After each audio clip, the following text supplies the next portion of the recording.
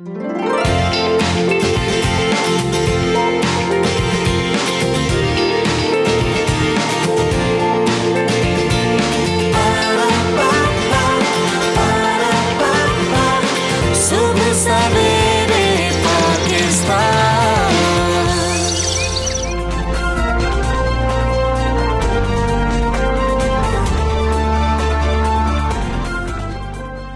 बिस्मिल्लाहिर्रहमानिर्रहीम, अस्सलाम वालेकुम, गुड मॉर्निंग, वेलकम टू सुबह सवेरे पाकिस्तान। मैं हूं हमजा तारिक और मैं हूं आपके साथ सैयदा इकरा बुखारी। उम्मीद करते हैं आप सब खैरियत से होंगे और आपकी सेहत अच्छी होगी। वैसे सेहत खुद से अच्छी नहीं होती, उसका ख्याल बहुत ज़्यादा रखना पड़ता है और वो कोई और नहीं ख्याल रखेगा, आपको खुद अपनी सेहत का ख्याल रखना पड़ेगा। इंडिविजुअली अगर हम देखें तो आपको वॉक करनी चाहिए, एक्सरसाइज करनी चाहिए, लेकिन एक्सरसाइज करने से पहले भी बहुत सारी चीज़ें उनका ख्याल रखना चाहिए। आजकल थोड़ा मैं सेहत के हवाले से कंसर्न हूँ बहुत ज़्यादा, तो मैं रिसर्चेस काफ़ी ज़्यादा पढ़ रही हूँ और एक रिसर्च हुई है स्पेन में ना, तो वहाँ पर एक छोटा सा टोटका ही आप कह लें कि घर में आप ये चीज़ कर सकते हैं। अखरोट में बहुत ज़्यादा जो न्यूट्रिएंट्स होते हैं वो पाए जाते हैं, जैसे कि ग़िज़ाई जिसे हम कहते हैं, वो पाई जाती है। और उसमें ये होता है कि अगर आप रोज़ाना एक अखरोट जो है वो खा लें तो उससे बहुत ज़्यादा जो मसाइल है आपके हार्ट के, जो ख़ास तौर पर, उसके अलावा LDL जिसे बैड कोलेस्ट्रॉल कहते हैं, वो जो है कंट्रोल किया जा सकता है। और इस रिसर्च के अंदर ये भी उन्होंने कहा है कि बैड कोलेस्ट्रॉल को जहाँ ये ख़त्म करता है अखरोट, वहाँ पर गुड कोलेस्ट्रॉल को बढ़ाता भी है। अच्छा, वैसे मैंने तो सुन रखा था, अब इस रिपोर्ट में पता नहीं ये बताया उन्होंने कि नहीं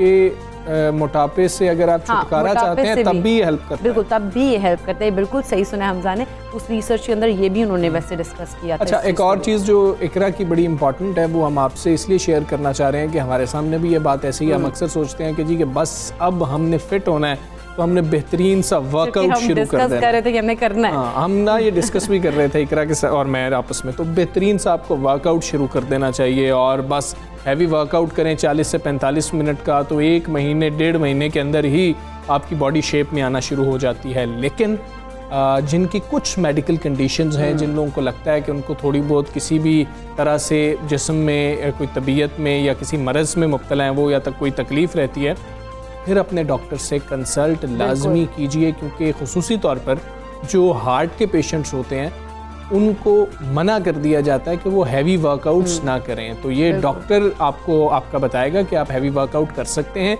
नहीं कर सकते, या आपको वॉक तो करनी चाहिए, चहलकदमी तो लाजमी है। तो हर कोई मतलब डॉक्टर जितने भी हैं, जितने भी मतलब आपको रिकमेंड करते हैं, डॉक्टर्स कहते हैं कि आप वॉक करें।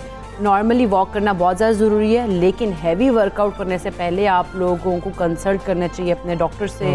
और इसके साथ अगर आपको कोई मसला हो रहा है, आप वर्कआउट करें, आपका डॉक्टर भी, आपको कोई ऐसे हेल्थ इश्यूज़ नहीं है लेकिन वर्कआउट करें, कोई मसला हो रहा है आपके साथ, तो फ़ौरन से आप अपने जो है ना डॉक्टर को कंसल्ट तब भी करें। ये हम हैवी वर्कआउट्स की बात कर रहे हैं कि जो आप 30 से 45 मिनट के दौरानिए के होते हैं, उसमें आप जो है कोशिश कर रहे होते हैं कि किसी तरह से आपका फ़ैट बर्न हो जाए। तो इन चीज़ों का भी हमने ख्याल रखना है। उन लोगों ने ख़ास तौर पे कि जिनको कुछ थोड़ा बहुत उनको लगता है कि वो उनको सांस चढ़ जाता है बहुत ज़्यादा, उनको तकलीफ़ होना शुरू हो जाती है इसी तरह की, तो फिर देखना है ख़ास तौर पे नी वाले जो लोग हैं जिनके घुटनों में कुछ प्रॉब्लम रहता है, उन्होंने भी बहुत ज़्यादा ख्याल रखना है। कोई इंजरी भी हो सकती है और किसी स्पेशलाइज्ड शख्स के पास हमें इसलिए जाना चाहिए वर्कआउट के लिए भी, एंगल्स देखने के लिए भी, क्योंकि उससे भी कई प्रॉब्लम्स आते हैं और आप कोई इंजरी करवा बैठते हैं। तो उन चीज़ों से आप लोगों ने बचना है और अपना बहुत सारा ख्याल रखना है, क्योंकि सेहत जो है, अगर कहते हैं ना सेहत है तो फिर आपकी बाकी सारी एक्टिविटीज़ जो है वो चलती रहेंगी। तो अच्छी सेहत बहुत ज़्यादा ज़रूरी है, अपना बहुत सारा ख्याल रखिए। चलें जी, कोरोना वबा की चौथी लहर जो है हमारे लिए बहुत परेशानी का बायस बन गई है और इसको तबाही फैलाने से रोकने के लिए हुकूमत हर मुमकिन इक़दाम कर रही है। इसी सिलसिले में हम बात करें तो इक़्तिसादी राबता कमेटी ने कोरोना वैक्सीन की ख़रीदारी के लिए 50 अरब रुपए से ज़ायद की ग्रांट की मंजूरी दी। बिल्कुल, इसके साथ अगर हम बात करें सिंध की, तो सिंध में 9वीं जमात से 12वीं जमात तक के तलबा को कोरोना वैक्सीन लाजमी लगवाने का नोटिफिकेशन अब जारी कर दिया गया है और नोटिफिकेशन के मुताबिक तमाम सरकारी और निजी कॉलेजेस और स्कूल्स में तलबा की वैक्सीन ज़रूरी होगी, ये उन्होंने नोटिफिकेशन जारी किया। अच्छा, अब NCOC की जानिब से 17 साल की जो उम्र है वो रखी गई कि इनको वैक्सीनेट किया जाएगा और सिंध की जानिब से ऐसा फैसला सामने आ रहा है कि 9वीं जमात के जो तालिब इल्म हैं, 14 साल के बच्चे होते हैं इसके अंदर, तो क्या उनको वैक्सीनेट किया जाएगा। स्कूलों के इंतज़ामिया को डिस्ट्रिक्ट हेल्थ ऑफिसर से ताउन की भी हिदायत साथ ही कर दी गई है। कोरोना मुस्बत केसेस के फैलाव के पेश नज़र अगर हम पेशावर की बात करें तो 5 इलाकों में गुज़श्ता रोज़ रोज़ रात 9 बजे के बाद जो है स्मार्ट लॉकडाउन भी नाफिज किया गया। बिल्कुल, इसके अलावा स्मार्ट लॉकडाउन वाले इलाके जो हैं उनमें अगर कहा जाए तो फैसल कॉलोनी है, हयाताबाद फेज़ 6 है, फकीराबाद है, ज़रियाब कॉलोनी है, एजाज़ाबाद के इलाके जो हैं वो शामिल किए गए हैं। और इन इलाकों में मसाजिद में सिर्फ कहा गया है कि 5 अफराद ही बाजमात नमाज पढ़ सकते हैं। इस इजाज़त मिली, इससे ज़्यादा की इजाज़त नहीं मिली। और एक और जो अब अहम चीज़ है, हम अभी बात कर रहे हैं डेल्टा वेरिएंट की, इससे पहले यूके वेरिएंट की बातें हो रही थी। जनूबी अफ्रीका में कोरोना वायरस की एक और नई किस्म दरियाफ्त कर ली गई और साइंसदानों ने बताया कि कोरोना की नई किस्म में मौजूद जो म्यूटेशंस हैं वो ज़्यादा तेज़ी से फैलने और एंटीबॉडीज़ के खिलाफ भी ज़्यादा मुज़ाहमत जैसी सलाहियतों से मुंसलिक। बिल्कुल, अभी अगर हम डेल्टा की बात करें तो डेल्टा में ही ये किस्म में मतलब पाई जा रही थी, तो तेज़ी से फैल रहा था। बिल्कुल, वो तेज़ी से फैला था। लेकिन अब उसके बाद जिस तरह से ये वाला वायरस है, अब एक मतलब ये अपनी शक्लें जो इख्तियार करता जा रहा है। कोरोना की ये किस्म अब तक अफ्रीका, ओशियाना, एशिया और यूरोप के 7 ममालिक में उन्हें तक की दरियाफ्त हो चुकी है। हाँ, अब ये सारी सूरत हाल है। खुसूसी तौर पर जो अब बच्चों को वैक्सीनेट करने की बात सिंध गवर्नमेंट कर रही है, इसी वाले से हम बात करेंगे। पार्लिमानी सेक्रेटरी बराए सेहत सिंध आसिम सुमरो साहब हमारे साथ मौजूद हैं। सुमरो साहब अस्सलाम वालेकुम, गुड मॉर्निंग। सिंध में वैक्सीनेशन का अगर हम बात करें, एक दिन में सबसे ज़्यादा वैक्सीनेट करने का रिकॉर्ड भी कायम हुआ है। पहले उस पर बात कर लेते हैं। तो वैक्सीनेशन की रफ्तार मज़ीद बढ़ाने के लिए अब क्या इकदाम किए जा रहे हैं, ये भी बता दीजिएगा। कितने लोगों को अब वैक्सीनेट किया जा रहा है? बिस्मिल्लाहिर्रहमानिर्रहीम, बहुत शुक्रिया आपका। रिकॉर्ड की बात जब आप कह रहे हैं तो हमारे पास हमने तो 3 लाख डोजेस भी एडमिनिस्टर किए हैं। अब तो हम कल 2,42,000 पे आए हैं। तो वैक्सीन के सर इंतजाम तो आपको पता है, हमने बहुत पहले आपके प्रोग्राम में भी ये बातें डिस्कस की हैं कि हमने CVC सेंटर्स भी बनाए हैं, हमारे पास ड्राइव थ्रू सेंटर्स भी हैं। हम जो प्राइवेट जो लोग इंस्टीट्यूशंस काम करते हैं उनके पास भी हमारे वैक्सीन सेंटर्स बने हुए हैं। हम डोर टू डोर भी जा रहे हैं। हमारे जो मेगा जो वर्टिकल रेजिडेंसेस हैं वहाँ पर हम उनकी जो लोकल एसोसिएशंस हैं उनके साथ मिलके भी हम वैक्सीनेट कर रहे हैं।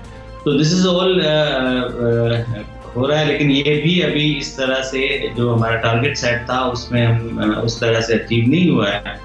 लेकिन हमारा ये ख्याल है कि हमें 3.5 लाख मिनिमम डोज एडमिनिस्टर करनी चाहिए पर डे के पॉइंट ऑफ व्यू से, so that we can achieve the plus 70-80% by end of next couple of months. तो ये भी जो है वो अभी हमारे हिसाब से जो हमारा टारगेट है उससे हिसाब से कम है। तो लेकिन यस, ये जितनी हमने आपको इनिशिएटिव्स बताए ये सारे इन प्लेस हैं और सारे काम भी कर रहे हैं। और अल्लाह का शुक्र है कि अब लोग भी रिस्पॉन्सिबली फील करते हुए लोग भी अपने आप को जो है वो इस काम के लिए आगे आके खुद वॉलंटियर कर रहे हैं। जैसा हम बात करें ख़ास तौर पर लाहौर की, तो बहुत ज़्यादा रिस्ट्रिक्शंस लगा दी गई हैं आज से ही, क्योंकि जो लोगों ने वैक्सीनेट नहीं कराया अपने आप को उनको कुछ जो सर्विसेज हैं वो फराहम नहीं की जाएंगी। तो अगर सिंध की बात करें तो सिंध में जो लोग वैक्सीनेट नहीं हो रहे उनके खिलाफ कोई पाबंदियाँ आयद की जा रही हैं? देखिए, हमने अभी इस पाबंदी को यकीनन हमने जो पहले आपको याद होगा कि हमने ये 2-3 रिक्वेस्ट NCOC के प्लेटफॉर्म के कंसर्न इदारों को किए हैं कि हमने ख़त भी लिखा था कि जी आप मोबाइल किस्से में जो है ना उनके रजिस्ट्रेशन इसके साथ मुंसलिक कर दें, आपकी CNIC के रजिस्ट्रेशन के साथ मुंसलिक कर दें। बहुत सारी जो एंट्री एग्जिट रहे हैं, डाइनिंग या आपकी जैसे एयर फ्लाइट्स हैं, फिर हम ये जो NCOC की अभी रिसेंट लेटर आया है कि जिसमें जो आगे बाय एंड ऑफ सितंबर आप ट्रैवल नहीं कर सकते, आप ना ट्रेन के थ्रू, ना बस के थ्रू, ना जहाज़ों में, ऑफ कोर्स उसकी ऑलरेडी पाबंदी है। तो इस तरह की बहुत सारी और सख्तियाँ अगर जो लोग वैक्सीनेट नहीं होंगे यकीनन उनके लिए मुश्किलात पेश आएंगी। तो लोग ये तो देखें, हम सेहत हर एक ही अपनी है, ठीक है, गवर्नमेंट अपील कर रही है कि आपकी सेहत का ख्याल खुद करें, आप नहीं कर रहे तो हमें करने की इजाज़त दें, हम आपको वैक्सीनेट कर दें और आप जो है वो खुद भी इन्फेक्शन से बचेंगे, अपने प्यारों को भी बचाएंगे, अपने शहर मुल्क को भी बचाएंगे। तो कहने का मकसद सिंपल इतना सा है कि हम और कितनी सख्ती करेंगे और फिर हम कितना और अपने आप को, अपने मुल्क को, अपने शहरों को, अपने सबसे बुनियादी बात अपनी फैमिली को हम कितना सफर करवाएंगे। सो उस कॉन्टेक्स्ट को ना सोचें, अपने आप को वैक्सीन करवाएं। ठीक है कासिम सुमर साहब, पाबंदियों की बात कर रहे हैं, पहले आप लोगों ने आयद भी की थी, सरकारी मुलाजमीन के लिए कुछ बातें सामने आई थी, कुछ SOP सामने आए थे, कुछ पाबंदियां सामने आई थी। अब सिंध में सरकारी मुलाजमीन के हवाले से बताइएगा कि वैक्सीनेशन कहाँ तक पहुँची है, कितने फ़ीसद सरकारी मुलाजमीन है जिनको वैक्सीनेट कर लिया गया?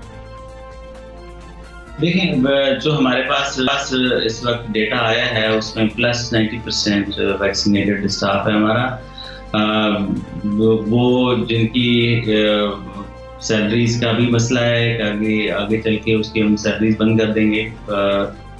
तो ये लेकिन ये अगेन वाली बात है कि हम लोग अपनी सेहत का खुद ख्याल रख रहे हैं, तो फिर हमें इन सख्तियों की तरफ नहीं जाना चाहिए। और हम लेकिन अगर खुदा ना खास्ता लोग इस बात से किसी दौर पर भी तैयार नहीं है, तो we have no option then to opt for some very strict measures. Soomro साहब, अहम मसला वैक्सीन की दूसरी डोज की दस्तयाबी का भी है। सिंध हुकूमत ने वैक्सीन की दस्तयाबी को यकीनी बनाने के हवाले से क्या फैसले किए हैं? देखिए, वैक्सीन की इस वक्त तो चूँकि खुद फेडरल गवर्नमेंट ने हैज़ एक्वायर्ड लोन्स, और फिर हमें जो कोवैक्स की तरफ से भी जो हमें वैक्सीन मिली है, तो वैक्सीन इज एनफ अवेलेबल। लोग आएँ, अपने आप को फुली इम्यूनाइज कराएं। वैक्सीन का कोई इशू नहीं है, ये कोई सवाल ही नहीं है कि हम आपको यकीन थोड़ी बहुत किसी एक दिन आगे एक दिन पीछे, लेकिन डजंट मैटर। अगर आप 21 दिन के बाद, अगर आप 28 दिन के बाद वैक्सीन लगवाएंगे तो भी आपकी इम्यूनिटी या बूस्टर वो कोई हार्ड एंड फास्ट रूल नहीं है कि जब 21 दिन के ही ऊपर आप दूसरा डोज लगाएंगे या 28 दिन के ऊपर ही आप दूसरा डोज लगाना है। वो 32 दिन के बाद भी लग सकता है, वो 21 वाला 25 दिन के बाद भी लग सकता है। So there is no worry about it. आप आराम के साथ जो भी आपका इजी फैसिलिटी आपके पास अवेलेबल होती है, आप वहाँ जाके किसी दिन भी वैक्सीन करवा सकते हैं। ये हमने मिनिमम पीरियड रखा था कि ताकि लोग जितना जल्दी इम्यूनाइज होंगे उतना जल्दी सेहत। अच्छा सुमर साहब, बता दीजिएगा कि अब 70% जो है हम लोगों को वैक्सीनेट करने की बात कर रहे हैं और हर्ड इम्यूनिटी की बात हो रही है, सिंध ने क्या टारगेट रखा है, कब तक 70% लोगों को वैक्सीनेट कर लिया जाएगा? देखिए, मैंने आपसे रिक्वेस्ट की, जैसे हमने पहले बताया कि हम 3.5 से 4 लाख लोगों को जब तक हम वैक्सीन करना शुरू कर दें, और प्रोवाइडेड हमारे पास अपनी वैक्सीन भी अवेलेबल हो, तो हम समझते हैं कि हमारी तो टारगेट पॉपुलेशन रफली अबाउट 2.5 करोड़ के लगभग बनती है। जो एडल्ट पॉपुलेशन है, 18 साल से ऊपर की पॉपुलेशन की मैं बात कर रहा हूँ, तो वो अभी हम 1.25 करोड़ के करीब हम पहुँचे हैं। तो हम समझते हैं कि हम इसी पेस के साथ चलते रहे तो हम 80% हर्ड इम्यूनिटी, जिसको आपने कहा, कि उसको हम नेक्स्ट 2 मंथ में अचीव कर सकते हैं, प्रोवाइडेड वैक्सीन अवेलेबल हो और लोग भी इसी जज्बे के साथ अपने आप को वैक्सीन के लिए। अच्छा सोमना से हम देखते हैं कि दुनिया में बहुत सारे ममालिक ऐसे हैं जो कि बूस्टर डोज की बातें कर रहे हैं, और ऐसे में पाकिस्तान की अगर हम बात करें तो वहाँ पर भी बूस्टर डोज की बात हो रही है। तो सिंध हुकूमत इस हवाले से क्या फैसला कर रही है? लेकिन बूस्टर डोज के हवाले से NCOC की केयर कट पॉलिसी आई है, हम उसी को टो कर रहे हैं। जो उन्होंने जो बाहर जाने वाले लोगों के लिए जिस तरह की पॉलिसी दी है, we follow those guidelines. Qasim Soomro साहब, बहुत शुक्रिया आपका। सबसे पहले पाकिस्तान से आप बात कर रहे थे और सिंध में खुसूसी तौर पर कोरोना की जो सिचुएशन है उस हवाले से आप बात कर रहे थे, और बहुत ज़्यादा ज़रूरी है। हम तो बार बार आप लोगों से रिक्वेस्ट ही कर सकते हैं कि आप जाएं और जाकर ख़ुद को वैक्सीनेट करवाएं, अगर अभी तक आपने ख़ुद को वैक्सीनेट नहीं करवाया। तो ये सबसे ज़्यादा ज़रूरी बात है जो कि होनी चाहिए, और आप अपनी इसी तरह से सेहत को जो है उसकी हिफाजत यकीनी बना सकते हैं। हम आगे बढ़ेंगे, बात करेंगे ख़वातीन के ख़िलाफ़ तशद्दुद और हिरासानी के बढ़ते वाक़यात की बहसियत कौम हमारे लिए जो है ये नदामत का बाइस बन रहे हैं, और मीडिया में तवातुर से ऐसी ख़बरें आने पर मुल्क भर में अब बेचैनी सी एक उसकी बेचैनी की लहर जो है वो दौड़ रही है। अच्छा, सबसे बड़ा मसला ये है कि ख़वातीन ख़ुद को गैर महफूज समझ रही हैं, और कैसे गैर महफूज ना समझें जब हम आए रोज़ कुछ वीडियोस भी सामने आ जाती हैं, उनको भी देखते हैं जिस पर हुकूमत और कानून की हम बात करें तो वो इदारे भी अब हरकत में आए और ऐसे वाक़यात की रोकथाम के लिए सख्त इक़दामात शुरू कर दिए गए। इसी ज़मीन में अगर हम बात करें, इस्लामाबाद पुलिस का किरदार काबिल तारीफ़ है, जिसने ख़वातीन और बच्चों के तहफ़्फ़ुज़ के लिए पहले ही जेंडर प्रोटेक्शन यूनिट के नाम से एक टीम और एक यूनिट कायम कर दिया है। अच्छा, मुतासरा औरत या बच्चा किसी भी शिकायत की सूरत में जेंडर प्रोटेक्शन यूनिट हेल्पलाइन है, उस पर कॉल कर सकता है और जिसके लिए जो टीम है फ़ौरन मदद के लिए पहुँच भी जाती है। और जेंडर प्रोटेक्शन यूनिट को गुज़श्ता 3 माह में इस्लामाबाद में ख़वातीन पर तशद्दुद की 521 शिकायत मिली हैं और जिनमें से 467 दरखास्तों पर फौरी ख़वातीन की दादरसी करके निपटाया भी गया है। और अगर हम पंजाब पुलिस की दूसरी जानिब बात कर लें तो विमेन सेफ्टी ऐप भी लॉन्च की गई है, जिसके ज़रिए मुतासरा ख़वातीन कॉल किए बगैर पुलिस से मैसेज के ज़रिए रब्ता कर सकेंगी और मैसेज पुलिस को शिकायत कुनिंदगान के मकाम का पता लगाने में मदद देगा। बिल्कुल। और इसके बाद क्या होगा कि जी पुलिस उस खुसूसी जो उनका दस्ता होगा पुलिस का, वो मुतासरा जो मकाम होगा उस जहाँ पर वो ख़वातीन या कोई भी मतलब जैसे बच्चों की बात कर रहे हैं या ख़वातीन की बात कर रहे हैं, अगर उस मुश्किल में होंगे वो वहाँ जाएगा पूरा यूनिट। और मोबाइल एप्लीकेशन पंजाब के तमाम अज़ला में कहा गया है कि जल्द शुरू मतलब कर दी जाएगी और कुछ में कर भी दी गई है। अच्छा, अब इम्पॉर्टेंट चीज़ ये है कि अब हम यूनिट की बात कर रहे हैं, जेंडर प्रोटेक्शन यूनिट की ख़ास तौर पर, तो वो किस तरीके से ख़वातीन को पता होना चाहिए, बच्चों को पता होना चाहिए इसके इस्तेमाल का। अभी तक जिस तरह से हमने आपको बताया कि बड़ी तादाद में जो वहाँ पर केसेस सामने आए उनको निपटा भी दिया गया है, जो शिकायत सामने आई थी, तो इस सब पे जानना बहुत ज़्यादा ज़रूरी है, इसकी आगाही होना बहुत ही अहम चीज़ है। हम बात करेंगे, हमारे साथ मौजूद हैं ASP आमना बेग, इंचार्ज हैं जेंडर प्रोटेक्शन यूनिट की। आमना बेग साहिबा, अस्सलाम वालेकुम, गुड मॉर्निंग। सबसे पहले तो हमें ये बताएं कि जेंडर प्रोटेक्शन यूनिट की अहमियत क्या है और अब तक इसकी कारकर्दगी कैसी रही है और क्या ख़वातीन को इल्म है इसके बारे में? बहुत शुक्रिया जी मुझे अपने शो पे लेने के लिए। मैं बताती चलूँ कि हमें काफ़ी अरसे से ये प्रॉब्लम आ रही थी कि जब भी कोई कॉल रिसीव होती थी जिसमें डोमेस्टिक वायलेंस होता था, घरेलू तशद्दुद होता था या कोई और ऐसी सेक्सुअल हरासमेंट होती थी जिसमें कोई खातून जो थी वो कंप्लेनेंट होती थी, तो उसमें हम लोगों को प्रॉब्लम ये आता था कि जब हमारी टीम रिस्पॉन्ड करती थी तो मेल ऑफिसर्स रिस्पॉन्ड करते थे। और जब इस्लामाबाद पुलिस के मेल ऑफिसर्स रिस्पॉन्ड करते थे तो जो कंप्लेनेंट खवातीन होती थी वो थोड़ा सा हिचकिचाती थी अपनी कंप्लेंट बताते हुए, वो कंफर्टेबल फील नहीं करती थी। आपको पता है हमारे कल्चरल रिस्ट्रिक्शंस हैं, तो उसको मद्देनज़र रखते हुए हम लोगों ने ये जेंडर प्रोटेक्शन यूनिट बताया। और इसको बनाने का मकसद ही यही था कि इस्लामाबाद पुलिस की जो खातून पुलिस ऑफिसर्स हैं, जो लेडी पुलिस ऑफिसर्स हैं, हमें इस्लामाबाद में जहाँ से भी 8090 पे कहीं से भी कॉल आती है, हमारी लेडी पुलिस ऑफिसर्स जो हैं वो रिस्पॉन्ड करती हैं। और उसका मकसद ये है कि जब भी खातून पुलिस ऑफिसर किसी खातून कंप्लेनेंट के पास जाती है तो खातून कंप्लेनेंट बहुत ज़्यादा कंफर्टेबल होती है उस खातून ऑफिसर को अपना मसला बताते हुए, शायद वो मेल ऑफिसर को बताते हुए इतना ज़्यादा कंफर्टेबल ना होती। ठीक है। अच्छा आमना बेग साहब, इस यूनिट के हवाले से थोड़ा सा बताइएगा कि आवाम को किन किन बातों का शऊर होना चाहिए। इस प्लेटफॉर्म के थ्रू आप उनको मालूमात का बता दीजिएगा कि ज़रूरत पड़ने पर वो कौन सी ऐसी मालूमात हैं जो कि उनके काम आ सकती हैं और उनको करना चाहिए। जी बिल्कुल। एक तो सबको जो है इस्लामाबाद की जितनी भी खवातीन हैं उनको पता होना चाहिए कि इस्लामाबाद पुलिस ने ये जेंडर प्रोटेक्शन यूनिट उनके तहफ़्फ़ुज़ के लिए बनाया हुआ है और इसमें बच्चे ट्रांसजेंडर्स बोथ इंक्लूडेड हैं। तो जहाँ से भी इस्लामाबाद से वो 8090 8090 8090 पे जहाँ से भी कॉल करेंगे इस्लामाबाद के किसी भी कोने से किसी भी वक्त, इट्स अ 24/7 हेल्पलाइन, यानी कि 24 घंटे ये हेल्पलाइन है। वो जहाँ से भी कॉल करेंगी हमारी लेडी पुलिस ऑफिसर्स की टीम जो है इस्लामाबाद के हर कोने में उनको रिस्पॉन्ड करेंगी। इसके साथ साथ हम लोगों ने एक वॉक इन फैसिलिटी भी बनाई है जो कि F6 में लोकेटेड है सेंट्रली। यहाँ पे भी 24 घंटे हमारी लेडी ऑफिसर्स जो है वो मौजूद होती हैं। ये पुलिस स्टेशन नहीं है, ये एक फैसिलिटेशन डेस्क है जहाँ पे 24 घंटे आप किसी भी वक्त आ सकते हैं, अपनी कंप्लेंट दे सकते हैं और उसके ऊपर हम लीगल एक्शन लेंगे। ठीक है आमिना साहब, आप दुरुस्त फरमा रही हैं, लेकिन हम ये भी जानते हैं कि ख़वातीन घबरा रही होती हैं, वो रिपोर्ट नहीं कर रही होती हैं, जो कि सबसे बड़ा मसला हमारे लिए शायद यही बन जाता है। और उसके बाद जो मुजरिम होते हैं वो उनको शय मिलती है, वो कहते हैं कि ये तो रिपोर्ट ही नहीं करती हैं। ऐसे में अगर आप ये देखें कि आपके हमसाए में आपने कहीं गुजरते हुए कुछ देखा ऐसा, तो आप भी राबता कर सकते हैं कि मैं इस मकाम पर मौजूद हूँ और मैं ये खातून यहाँ पर मैं देख रहा हूँ या देख रही हूँ या हमारे हमसाए हैं उसमें ये जुल्म हो रहा है, तशद्दुद किया जा रहा है या फिर तंग किया जा रहा है। तो इस तरीके की भी कोई सहूलत मौजूद है कि कोई और किसी के लिए फ़ोन करना चाहे? एब्सोल्युटली जी, आपने शुरू में एक स्टेटिस्टिक बताया कि 500 से ज़्यादा ख़वातीन को हमने 3 महीने में जो है उनकी कंप्लेंट्स को देखा है।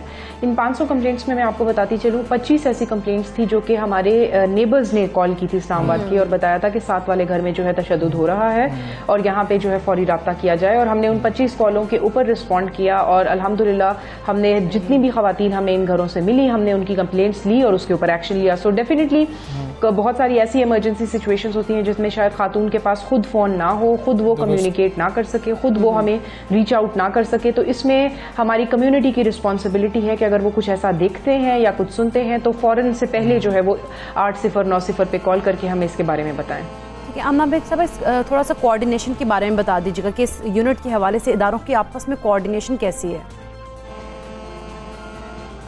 जी, हमारे पास ना एक बड़ा इंपॉर्टेंट रेफरल मैकेनिज्म जो है वो इन प्लेस है। जब ये यूनिट हम बना रहे थे तो हमें अंदाज़ा था कि बहुत सारी चीज़ें डोमेस्टिक वायलेंस या जिनसी हरासगी के साथ एसोसिएटेड हैं, और उसमें सबसे इंपॉर्टेंट चीज़ ये है कि जब कोई खातून किसी ऐसी सिचुएशन से निकल के आती है तो उसके पास शायद वापस जाने की जगह नहीं होती। तो उसमें हम लोगों ने बहुत सारे और डिपार्टमेंट्स इस्लामाबाद के ह्यूमन राइट्स के डिपार्टमेंट्स, फॉर एग्जाम्पल हमारे पास मिनिस्ट्री ऑफ ह्यूमन राइट्स के साथ वुमेन क्राइसिस सेंटर है जो कि एक बहुत अच्छा शेल्टर है, इधर मौजूद है, उनके साथ हमारी बहुत अच्छी कोऑर्डिनेशन है। हम बहुत सारे केसेस वहाँ रेफर करते हैं। इसके साथ साथ लीगल एड के लिए हमारे पास बहुत सारे ग्रुप्स हैं जो ऐसी खवातीन जिनके पास लीगल एड नहीं होती, जो कि अफोर्ड नहीं कर सकती किसी लॉयर को पैसे देना, उनके लिए हम फ्री लीगल एड इंश्योर करते हैं।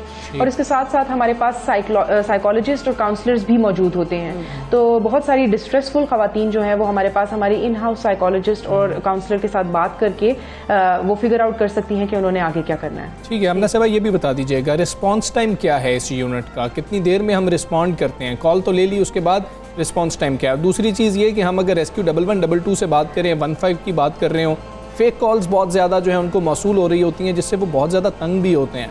उस हवाले से आप बताइएगा कि फ़ेक कॉल्स आप लोगों को भी आती हैं? जी अल्हम्दुलिल्लाह मैं कहना चाहूँगी कि हमें 3.5 महीने में एक भी फेक कॉल नहीं आई। इनफैक्ट लोग इन्फॉर्मेशन के लिए, पूछने के लिए कि क्या क्या फैसिलिटीज़ अवेलेबल हैं उसके लिए कॉल करते हैं, बट फेक कॉल हमें अभी तक कोई भी नहीं आई। और ये भी बताती चलूँ कि हमारा 15 का जो सिस्टम है इस्लामाबाद का वो इसके साथ इंटरलिंक्ड है, यानी कि हमें जैसे ही 15 पे कोई ऐसी कॉल रिसीव होती है जिनको 8090 का नहीं पता तो हमारे 15 के ऑपरेटर्स हमारे 8090 के ऑपरेटर्स को फ़ौरन बता देते हैं ताकि रिस्पॉन्डिंग टीम्स में हमारी खवातीन भी जो है वो चली जाएँ। और अभी तक तो जो हमारे पास केसेस हैं उसमें हमने यही देखा है कि जितनी खवातीन हमारे पास आई हैं, हमारे पास जो फीडबैक रहा है वो हमारे पास 90% फीडबैक रहा है, पॉजिटिव फीडबैक रहा है, यानी कि हम 90% लोगों को जो हमारे पास आए हैं उनको हम पॉजिटिवली डील कर चुके हैं। और आपने रिस्पांस टाइम की बात की तो आपको बताती चलूँ कि इस्लामाबाद एक बहुत बड़ा डिस्ट्रिक्ट है और यहाँ पे दूर दूर के इलाकों से हमें कॉल्स आती हैं। कभी हमें खन्ना से कॉल आती है, कभी हमें गोल्डा से कॉल आती है, कभी सेंट्रल इस्लामाबाद से कॉल आती है। लेकिन जो हमारी टीम अपना यूनिट छोड़ के निकलती है towards that call, that is 5 minutes, यानी कि कॉल रिसीव होते ही 5 मिनट के अंदर हमारी टीम जो है वो अपने यूनिट से निकल जाती है। Depending on the traffic time and the area distance, जितनी जल्दी हो सकता है वो कोशिश करते हैं कि रिस्पॉन्ड करें। ठीक है ASP साहिबा, बहुत शुक्रिया आपका। सबसे पहले पाकिस्तान से आप बात थी और बहुत ज़रूरी है ख़वातीन को इस बारे में पता हो कि ये यूनिट मौजूद है और आप लोग बिला झिझक यहाँ पर रब्ता कर सकती हैं और आगे से ख़वातीन ऑपरेटर्स वहाँ पर मौजूद होंगी और आप अपना मसला उनको बता सकते हैं। बिल्कुल। और 8090 जो है इनकी हेल्पलाइन है, ये याद रखिएगा क्योंकि बहुत सारे उन्होंने कहा कि ख़वातीन या जो भी शिकायत में 15 के थ्रू भी मौसूल होती है तो कुछ लोगों को पता भी नहीं होता। और अगर आप उस वक्त भूल भी जाएं तो आप 15 पे यानी कि कॉल कर सकते हैं और वो उनका ऑपरेटर इस ऑपरेटर को जो है कॉल मुंतकिल कर देगा। तो ये बहुत ज़्यादा ज़रूरी है, ये इन्फॉर्मेशन खासतौर पे ख़वातीन के पास होना भी बहुत ज़रूरी थी। हम एक ब्रेक लेंगे, ब्रेक के बाद वापस आते हैं।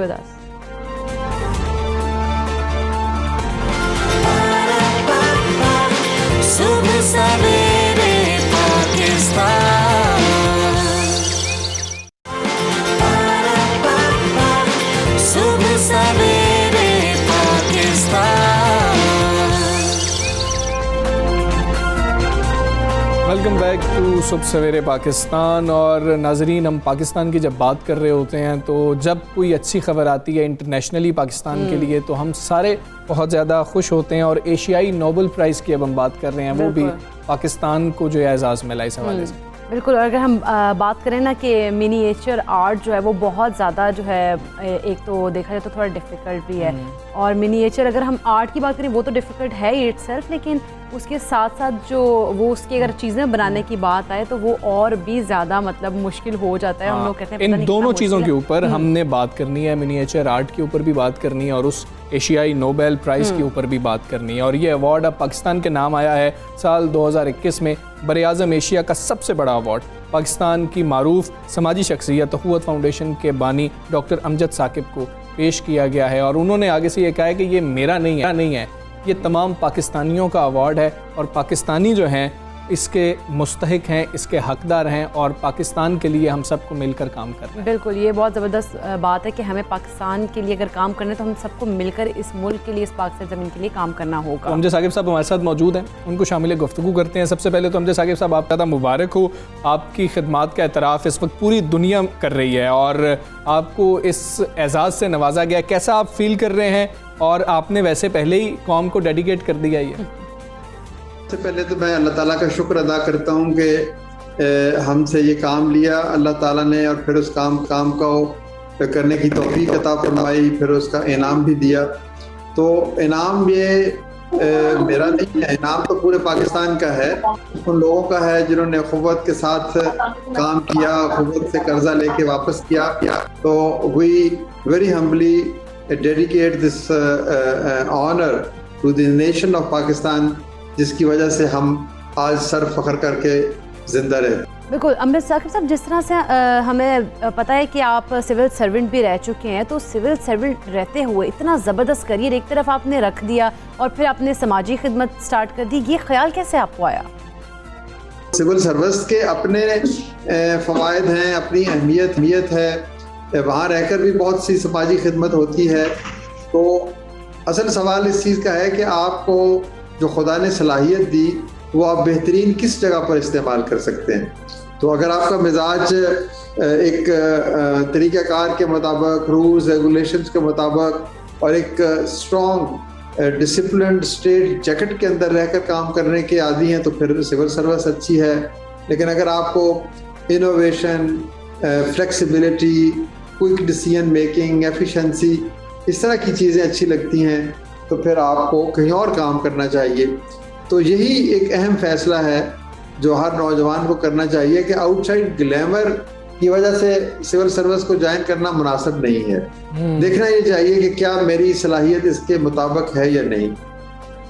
तो मुझे कोई किसी किस्म का रिग्रेट नहीं है, बल्कि मैं तो खुश हूँ और अल्लाह ताला का शुक्रगुजार हूँ कि मुझे ऐसे मैदान में काम करने का मौका मिला जो मेरे तबीयत के और मेरी सोच के मुताबिक था और फिर उसमें अल्लाह ताला ने कामयाबी भी अता फरमाई। आप बड़ा बेहतरीन काम कर रहे हैं और लोग आपको रोल मॉडल भी समझते हैं, आपको फॉलो भी करना चाहते हैं। तो जो लोग आपकी तरह समाजी खिदमत करना चाहते हैं और आपकी तरह या आपके साथ मुंसलिक होना चाहते हैं, उनको आप क्या मशवरा देंगे?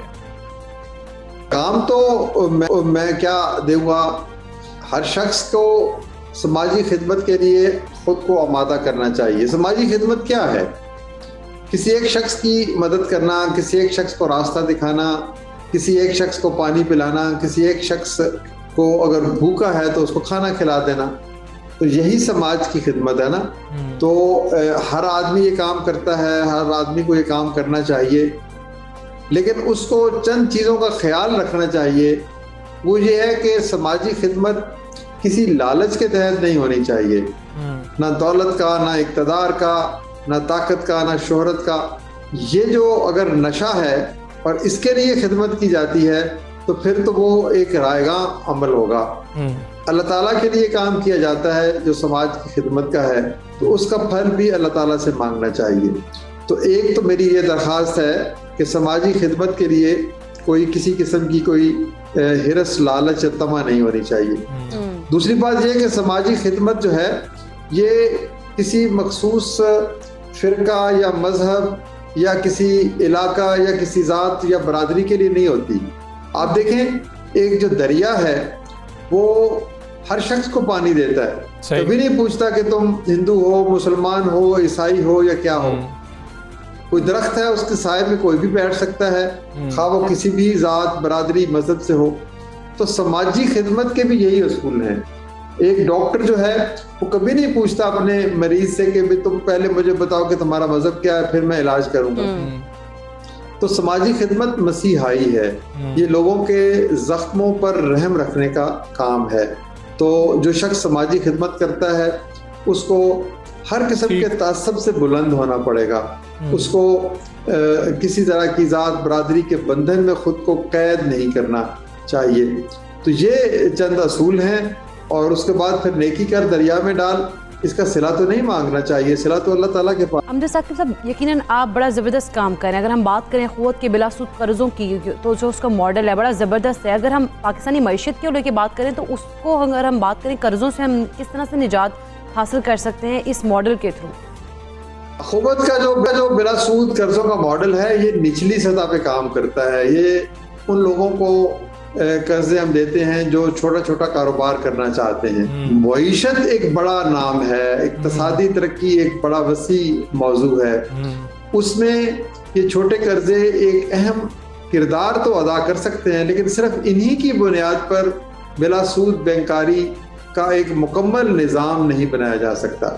यानी ये उस बिलासूद बैंकारी के निज़ाम का एक इंटीग्रल पार्ट ज़रूर है, लेकिन उस काम के लिए कुछ और भी तगोदो करना पड़ेगी, कुछ और भी उसमें जो अमूर हैं उनको ज़ेर बहस लाना पड़ेगा, कुछ और चीज़ों के ऊपर भी तहकीक और रिसर्च करना पड़ेगी। लेकिन बहरहाल हम ये कह सकते हैं कि बिलासूद बैंकारी या बिलासूद मईशत के तरफ सफ़र के लिए एक बहुत बड़ा सदकात फ़ंड जिससे लोगों को बग़ैर सूद के छोटे कर्जे या दरमियाने दर्जे के कर्जे मिल सकें, वो एक अहम पेशरफ्त बन सकती है। बिल्कुल ठीक है। अमजद साकिब साहब, फ्री यूनिवर्सिटी की बात करें, क़ुव्वत यूनिवर्सिटी की बात करें, वो भी आपका ख्वाब है, उस पर काम हो रहा है, अब तक कितना काम मुकम्मल हो चुका है? क़ुव्वत बुनियादी तौर पर एक तसव्वुर है, एक फ़लसफ़ा है। यानी हम भी कहते हैं कि अगर पाकिस्तान में 50% लोग हैव्स हैं और 50% हैव नॉट्स हैं, तो ये जो दो तबके हैं अगर ये एक दूसरे की मदद करें, एक दूसरे का हाथ थामें, तो एक अच्छा मुआशरा बन सकता है। अब मंजिल हमारी है एक ऐसे मुआशरे का क़याम जिसमें हर शख्स को इज्जत से ज़िंदा रहने का मौका मिल सके। अब इस मंजिल तक पहुंचने के कई रास्ते हैं। आप कर्जे दे सकते हैं, आप तरबियत दे सकते हैं, आप तालीम दे सकते हैं, आप कानूनी इमदाद दे सकते हैं, आप कोई ज़रूरी शोबा में काम कर सकते हैं। तो मंजिल के हसूल के मुख्तलिफ रास्ते हैं। हमने एक बुनियादी रास्ता चुना कि हमने कहा कि हम छोटे कर्जे देंगे। तो शुरू में ये छोटे कर्जे कारोबार के लिए थे, जिसका नतीजा आज आपके सामने है कि दुनिया इस निज़ाम को तस्लीम करने लग पड़ी है। फिर हमने कहा कि ये कर्जे जो हैं तालीम के लिए भी हो सकते हैं, लॉन्ग टर्म कर्जे। तो फिर हमने एक यूनिवर्सिटी बनाने का फैसला किया, और एक ऐसी यूनिवर्सिटी जिसमें बच्चे पढ़ेंगे और 10 साल के बाद या 20 साल के बाद वो अपनी फीस अदा करेंगे। यानी उनके ऊपर जो इन्वेस्टमेंट होगी वो एक लॉन्ग टर्म कर्ज होगी, और फिर जब वो लौटाएंगे तो उससे कोई और शख्स पढ़ेगा। तो ये उस यूनिवर्सिटी का बुनियादी तस्वर है। इसके लिए भी हमने कॉलेजेस बनाए हैं, एक कराची में है, चकवाल में है, फैसलाबाद में है, कसूर में है।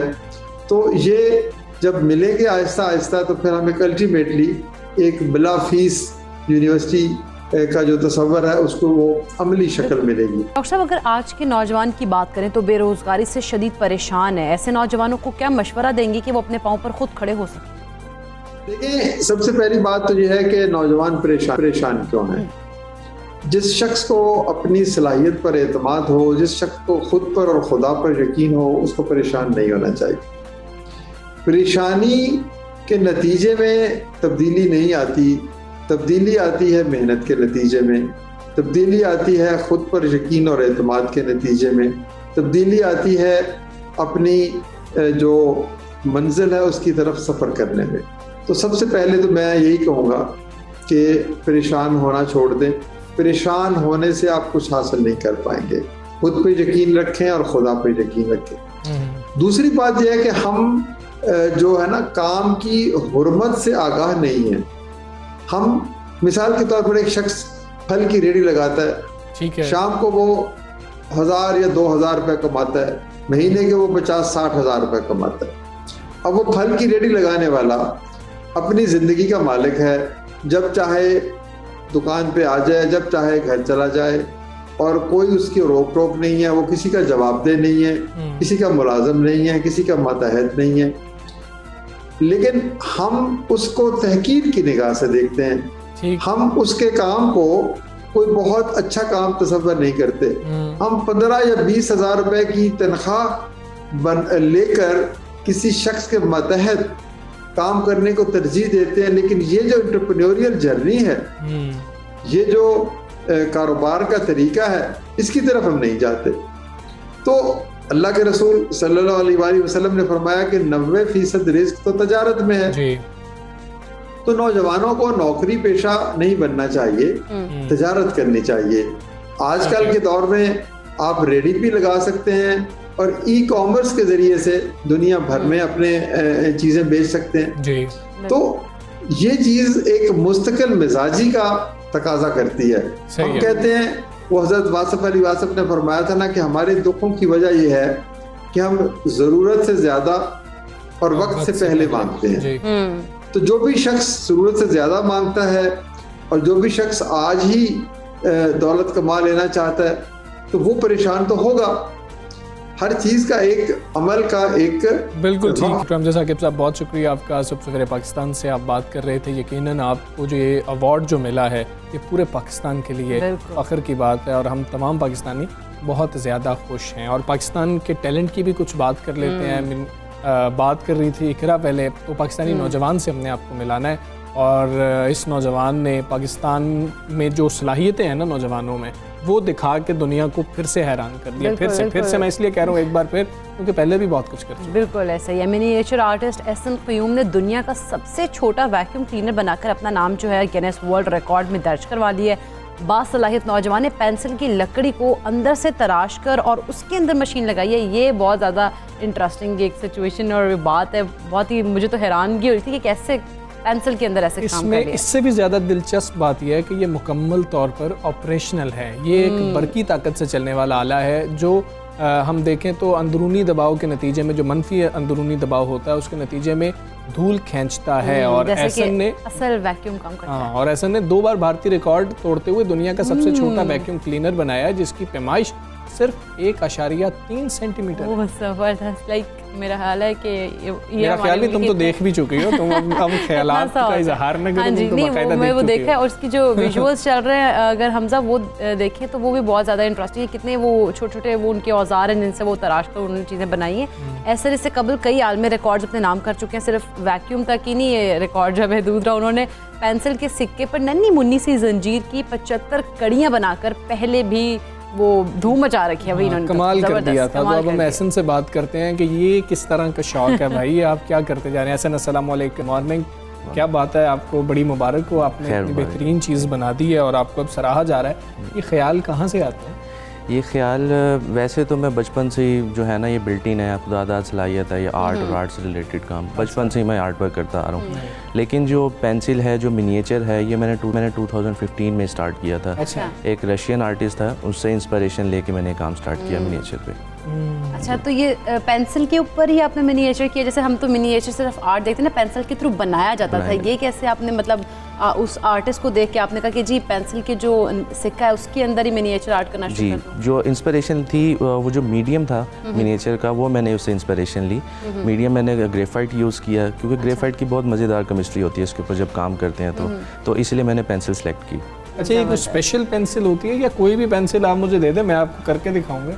डिफरेंट पेंसिल्स होती हैं। नॉर्मल पेंसिल भी होती है, जिस तरह सिंपल गोल्ड फिश की पेंसिल होती है। जो मेरा रिसेंट गिनीज वर्ल्ड रिकॉर्ड है वो सिंपल गोल्ड फिश की जो पेंसिल है उसके ऊपर है। तो मेरी काफ़ी इसके ऊपर रिसर्च हो गई है अब इसके ऊपर। तो डिफरेंट पेंसिल्स है, काफ़ी पेंसिल्स अब पाकिस्तान में अवेलेबल भी नहीं है, तो मुझे फिर बाहर से मंगवानी पड़ती हैं। अच्छा, कितने क्रैक वगैरह आ जाते हैं, बनाते बनाते टूट जाती है, दिल करता है कि यार अब मैं क्या करूँ, ये फिर से ऐसा हो गया। कितनी दफ़ा, क्योंकि हमने तो देखा ना एंड प्रोडक्ट ये है जी, बेहतरीन काम कर दिया, उससे पहले कितनी दफ़ा जो है ऐसा लगता है कि यार ये तो बहुत मुश्किल काम है। बिल्कुल ऐसे ही टाइम टेकिंग काम है, बहुत ज़्यादा फोकस्ड रहना पड़ता है। शुरू में जब मैंने स्टार्ट किया था उस टाइम इतनी प्रैक्टिस नहीं थी मेरी, तो उस टाइम ऐसा होता था कि गलत स्ट्रोक लग गया और टूट गया। लेकिन अब इतना ज़्यादा इसकी वजह से पेशेंस आ गया मेरे अंदर। अच्छा। अब वो कंसिस्टेंसी के साथ मैं लगा रहता हूँ और वो फर्स्ट गो में। इसका ये भी फायदा होगा, गुस्सा वैसे भी नहीं आता, वो लोगों की बातों पे भी नहीं आता होगा, समझ इतना आ गया।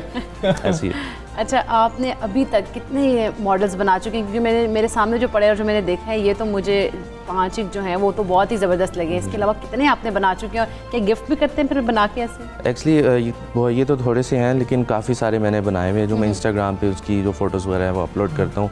और कस्टमाइज ऑर्डर लोग प्लेस करते हैं, वो भी मैं काम करता हूँ। लोग नाम वगैरह लिखवाते हैं, लोगोज अपने कार्व करवाते हैं अपने ब्रांड्स के, तो ऐसे काम करता हूँ। अच्छा, ये वैसे आप लेके भी आए हैं, आपने जो चीज़ें बनाई हैं ये हम देखना चाहेंगे कि अगर आप नाजरीन को, व्यूअर्स को दिखा सकें तो इसको ज़रा अपने फ्रंट पे कीजिए ताकि आप कैमरे में इसको हम दिखा सकें लोगों को कि जी कि ये आर्ट है। अब इसमें हम मुख्तलिफ चीज़ें देख रहे हैं, जैसे ही वो कैमरे पे कट होता है तो हम आपसे जानते हैं। अच्छा, आप बताना चाहिए, आप कैमरे पे कट हैं जी। ये फर्स्ट है, ये बोल्ट है, बोल्ट कार्व किया हुआ है। जो सेकंड है ये पेन की निब है, बिल्कुल ऐसे ही। ये थर्ड है लेडर है, सीढ़ी है जो। और जो फोर्थ है ये एंकर है। और जो फिफ्थ है ये इंटरलॉक की है, की बनाई है। बिल्कुल, ये हम तो बड़ा क्लियरली इधर देख पा रहे हैं, बड़े बेहतरीन छोटे छोटे चीज़ें। बिल्कुल छोटे छोटे चीज़ें। वैक्यूम भी दिखाइएगा, क्योंकि जो वैक्यूम है ना वो मैं खुद भी देख के बहुत हैरान हुई थी कि ये this is my second Guinness World Record. So its length is 1.3 centimeters. It is totally operational. So जैसा कि मेरा मीडियम पेंसिल है तो वो मैंने पेंसिल ही यूज़ किया। जो आउटर शेल है इसका, जो बॉडी है वो पेंसिल को ही कार्व करके मैंने अंदर से उसके अंदर मशीन सेट की। ये फंक्शनल है, पेंसिल वैक्यूम है। तो ये फंक्शनल है, किस तरीके से काम करता है? ये इलेक्ट्रिकली ऑपरेटेड होता है 4.5 वोल्ट्स पे। तो जब इसको अटैच करते हैं तो जिस तरह डस्ट पार्टिकल्स होते हैं वो अपने अंदर सक करता है, जिस तरह एक आम वैक्यूम क्लीनर काम करता है। ये वैक्यूम बनाने का ख्याल कैसे आ गया? वो तो आपने चले वो देख लिया, वो अपने उस इंस्पिरेशन थी, आपने बनाना शुरू किया। वैक्यूम कैसे पेंसिल के अंदर बनाने का ख्याल आया? वैक्यूम जो है ये लास्ट ईयर मैंने गिनीज वर्ल्ड रिकॉर्ड की वेबसाइट पे ये रिकॉर्ड देखा था जो एक इंडियन आर्टिस्ट के पास था। Then I thought of breaking it. मैंने इसके ऊपर काम शुरू किया, इसके ऊपर प्लानिंग शुरू की। तकरीबन प्लानिंग में 4 से 5 मंथ्स लग गए थे। अच्छा। तो इसके डिफरेंट कंपोनेंट्स वगैरह मैंने इकट्ठे किए, इसकी सारी प्लानिंग की। देन मैंने ऑफिशियल अटैम्प्ट थी वो 4 अक्टूबर 2020 को की थी। ओके। तो अभी मैंने इसके लिए एक एप्लीकेशन सबमिट करवानी पड़ती है उनको, गिनीज वर्ल्ड रिकॉर्ड्स वालों को। देन वो एप्लीकेशन 3 मंथ्स बाद उनका रिप्लाई आता है कि वो सबमिट हो गई, एक्सेप्ट हो गई है। देन वो एक्सेप्ट हो गई थी। मैंने अपने इसके जो सारे एविडेंसेस होते हैं, इसके जो मेकिंग के सारी फ़ोटोज़ वीडियोज़ टाइप, वो मैंने सारी सबमिट करवा दी थी। लेकिन इसी दौरान एक और इंडियन आर्टिस्ट था, वो एक दूसरे रिकॉर्ड के साथ आ गया जो मेरा रिकॉर्ड भी एक्सीड कर रहा था। देन नहीं, वो पहले वाला जो आपने एप्लीकेशन दी थी ये 1.3 सेंटीमीटर, वो कितना था? पहला जो एप्लीकेशन थी, पहले जो रिकॉर्ड था, जो रजिस्टर्ड रिकॉर्ड था वो 2.9 सेंटीमीटर्स का था।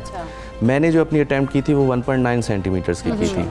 तो वो मैंने 1.9 सेंटीमीटर्स के अकॉर्डिंगली, इंडियन ने कितना बना लिया? उसने बनाया 1.76। अच्छा। तो वो मेरा एप्लीकेशन अभी प्रोसेस चल रहा था। तो फिर मैंने जो मेरे जो रिकॉर्ड मैनेजर थी उनसे मैंने रिक्वेस्ट की कि मुझे एक और चांस दिया जाए ताकि मैं इसको अमेंड करके और छोटा कर सकूं। उन्होंने मुझे एक और चांस दिया। देन मैंने इसको 1.4 सेंटीमीटर पे ले आया। तो मैंने दोबारा एविडेंसेस सबमिट करवा दिए। तो देन फिर ये भी एप्लीकेशन अभी प्रोसेस में ही था और एक और इंडियन आर्टिस्ट था, उसका रिकॉर्ड रजिस्टर्ड हो गया। He came with his record of 1.4 centimetre. अच्छा। मैंने 1.46 बनाया था, वो 1.4 के साथ आ गया। देन बहुत ज़्यादा डिसहार्ट हो गया था, लेकिन मैं हिम्मत नहीं हारता। देन मैंने अगेन उनसे रिक्वेस्ट की और उन्होंने मुझे अगेन चांस दिया और मैंने इसको 1.3 का बनाया जो अब रजिस्टर्ड रिकॉर्ड है। क्या बात है यार, बहुत बेहतरीन, ज़बरदस्त। कि मैंने हिम्मत नहीं हारनी, मैंने जो ये इंडियन है ना आर्टिस्ट, इसका रिकॉर्ड तोड़ तीन इंडियन रिकॉर्ड। क्या बात है कि इसमें इतना काम हो रहा है, ये बड़ी अच्छी बात है कि उधर भी इतना अच्छा काम हो रहा है। बिल्कुल, उधर भी माशाल्लाह से वो किस तरीके से हमें कम्पीट करना पड़ा, हमें एक सख्त मुकाबला मिला, इतना आसान नहीं है। 1.3 वो खुदा न खास्ता कोई तोड़ देता है तो हमारे पास इससे नीचे की गुंजाइश मौजूद है। बिल्कुल। अब जिस तरह रिकॉर्ड होता ही टूटने के लिए, मैंने खुद भी इसका और प्रोटोटाइप सोचा हुआ है जिसके ऊपर मैं काम करूंगा, तो इसको मैं और एक्सट्रीमर लेवल पे लेके जा सकता हूँ। क्या बात तो वैसे हम इससे, मेरा ख्याल है कि जो फ़ोन में अगर डस्ट चल जाए उसके स्पीकर में हम उसको भी आराम से निकाल सकेंगे। ये एक प्रोटोटाइप है। इसको अगर मेटिकली इसको बनाए, अगर मेटल का हम बनाएं तो ये काम भी कर सकता है। पीसीबी बोर्ड्स की रिपेयरिंग होती है, उसमें बारीक बारीक कंपोनेंट्स होते हैं, जब वो सोल्डरिंग होती है तो उसको सक करने के लिए यूज़ हो सकता है। तो अभी कोई दोस्त भी आपके साथ था या इतनी वायर इलेक्ट्रिक का काम आप इतना कर लेते हैं कि मैं खुद से ही अंदर मैंने जोड़ लिया? नहीं, ये सारा कुछ मैं खुद करता हूँ। बचपन से इस तरफ रुझान है मेरा, बचपन इन्हीं चीज़ों में गुजरा है कि पता बच्चे लगा जी फ्रिज खोल लिया, टीवी खोल लिया बचपन में, बच्चे अम्मा तंग है कि ये तुम क्या किए जा रहे हो? नहीं तंग नहीं हुई। अच्छा। वो उन्होंने हमेशा इनकरेज किया, जो मुझे आज तक यहाँ चीज़ लेके आई है, ये उन्हीं की स्पोर्ट है। अच्छा, वैसे छोटे बच्चे टेप रिकॉर्डर खोल लेते थे, कैसेट्स को खोल लेते, उस वक्त यही चीजें होती थी ना, तो ये फिर क्या उसको किया, बंद खराब करना कर लिया, ये एक पूरा काम होता है। हाँ। तो ये सारा आपने मतलब कि किया है? बिल्कुल ऐसे ही किया। बच्चे का होता है ना, खिलौनों से खेलते हैं, मैं खिलौनों खेल के उनकी मशीनरी से खेलता था। तो बाकी लड़ते नहीं थे जिनकी मशीनरी अपने से तो नहीं करते होंगे, बाकियों की खराब करते होंगे। ऐसे ही। अच्छा, इसके बाद ये तो आपने हमें बता दिया जी। और भी कुछ रिकॉर्ड्स देख रखे हैं कि अब मैंने ये तोड़ने हैं? बिल्कुल मेरे हैं रिकॉर्ड फर्दर। अगर नहीं बता सकते तो कोई बात नहीं। मैं वैसे वो सरप्राइज़ है, उसका जो टाइटल है वो तो सरप्राइज़ में रखूंगा, क्योंकि जब वो रजिस्टर्ड हो जाएगा, मैं जो है अचीवमेंट है उसको पहले सेलिब्रेट नहीं करता। जब अप्रूव हो जाएगी, जब मेरे पास आ जाएगी, फिर मैं इंशाल्लाह उसको पब्लिक जो हमारा एक्सपीरियंस है हमें करना भी नहीं चाहिए पहले सेलिब्रेट। हमें 3 दफा तो बदलना पड़ा हाँ जी, इसको। बिल्कुल ऐसे ही है। अच्छा, आपने जिस तरह से अब ये मिनिएचर में आपने ये वैक्यूम बनाया, आप ऐसा कुछ कर रहे हैं कि इस तरह की प्रोडक्ट्स जो हैं वो मार्केट में लेकर आएँ और आप कहें जी अब मैं जो हूँ ये मार्केट में सेल पॉइंट ऑफ व्यू से इसको करना स्टार्ट करेंगे? एक्चुअली ये वाला काम जो है ग्रेफाइट का मिनिएचर का, ये तो मैं सेल आउट भी कर रहा हूँ। ये भी जिस तरह है प्रोटोटाइप, अगर इसको कोई यूज़ करना चाहे, इसका जो मॉडल बनाना चाहे उसको यूज़ करने के लिए, तो वो बना सकता है ऑब्वियसली। अच्छा, ये आइडियाज़ कहाँ से आते हैं? मतलब कि कोई आप इस पे रिसर्च कर रहे होते हैं या फिर सो के उठे दिमाग में एक आइडिया है कि ये भी तो बन सकता है?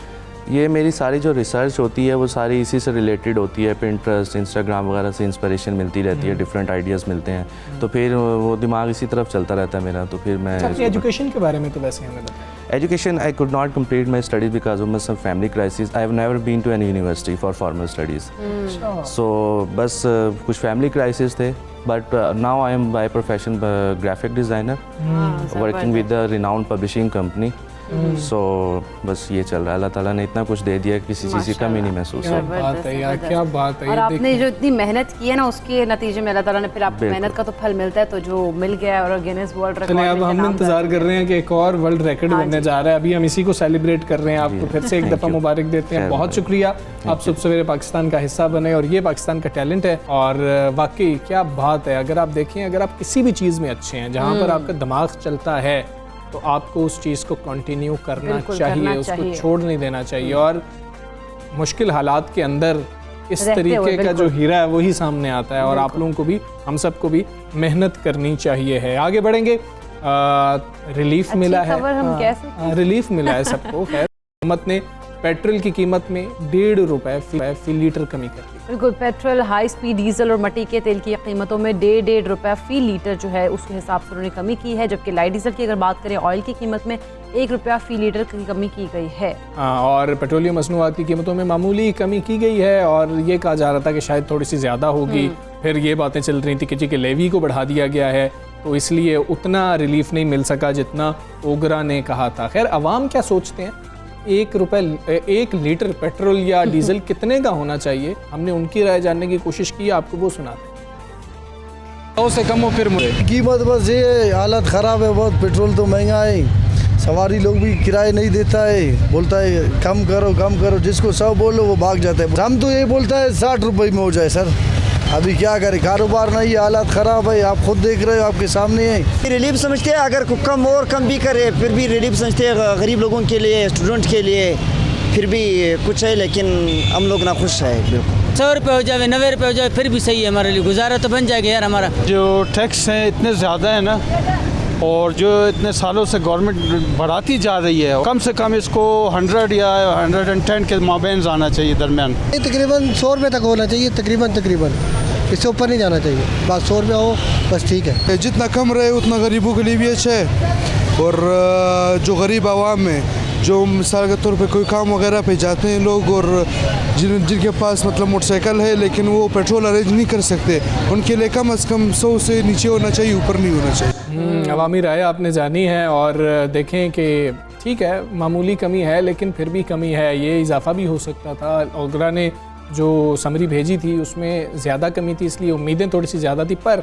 सवाल उन लोगों पे एक रहा कि जब 30 पैसे 15 पैसे बढ़ जाता है, किराए बढ़ा देते हैं, चीज़ें महंगी कर देते हैं, अब इतनी कमी के ऊपर कुछ आप कमी भी तो करें। कमी वो नहीं होगी, वो नहीं होती है, वो प्रैक्टिस में हमारे शामिल ही नहीं है। जब कमी करेंगे तो फिर हमने कमी। अच्छा, ये 30 पैसे बड़े होते ना तो आज सब कुछ हमने कहना था कि जी कि महंगा हो गया, पता नहीं क्या हो गया, क्या नहीं हो गया। खवातीन जब बात करें अगर वो सब्जी लेने जाए तो वो कहते हैं सब्जी बहुत महंगी हो गई है, क्योंकि पेट्रोल की कीमत बढ़ गई है, सब्जी बहुत महंगी होगी। तो वाकई घर में यही सारे हम लोग जब सस्ता होता नहीं है तो 10 दिन लगेंगे ना, इसमें 15 दिन लगेंगे। खैर, हम एक ब्रेक लेते हैं, ब्रेक के बाद वापस आएंगे। Stay with us.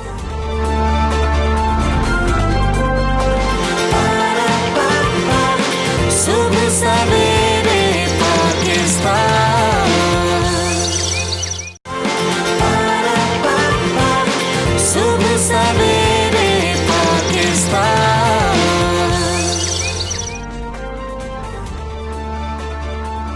Welcome back to सुबह सवेरे पाकिस्तान। नाज़रीन, कुछ बात करेंगे वफाक और सिंध के दरमियान लफ्ज़ों की जंग, क्योंकि अदालत अब पहुंच चुकी है, उस पर भी बात करेंगे। तहरीक इंसाफ ने सिंध हाई कोर्ट में बल्दियाती इंतखाबात और गैर सियासी एडमिनिस्ट्रेटर तैनात करने से मुताल्लिक दरख्वास्त दायर कर दी। हाँ जी, बल्दियाती इंतखाबात और गैर सियासी एडमिनिस्ट्रेटर तैनात करने से मुताल्लिक सिंध हाई कोर्ट में पीटीआई रहनुमा खुर्रम शेर जमान समेत दीगर 6 अरकान हैं, उन्होंने अरकान जो असम्बली हैं उन्होंने फौरी समाअत की दरख्वास्त दायर की है, जिसमें मौक़िफ़ अपनाया गया कि सिंध में फौरी तौर पर बल्दियाती इंतखाबात एक तो करवाए जाएँ और सिंध में बल्दियाती सेटअप अगस्त 2020 में ख़त्म हुआ और कानून के मुताबिक 120 रोज़ में बल्दियाती इंतखाबात कराना होते हैं। बिल्कुल, ताहम साल गुजर जाने के बावजूद बल्दियाती इंतखाबात नहीं कराए जा रहे हैं और दरख्वास्त में कहा गया है कि अदालत सिंध में फौरी बल्दियाती इंतखाबात कराने का हुक्म दे और इंतखाबात होने तक गैर जानिबदार एडमिनिस्ट्रेटर तैनात किया जाए। इसी पर हम बात कर लेंगे। खुर्रम शेर जमान साहब हमारे साथ। खुर्रम शेर जमान साहब, अस्सलाम वालेकुम, गुड मॉर्निंग सर।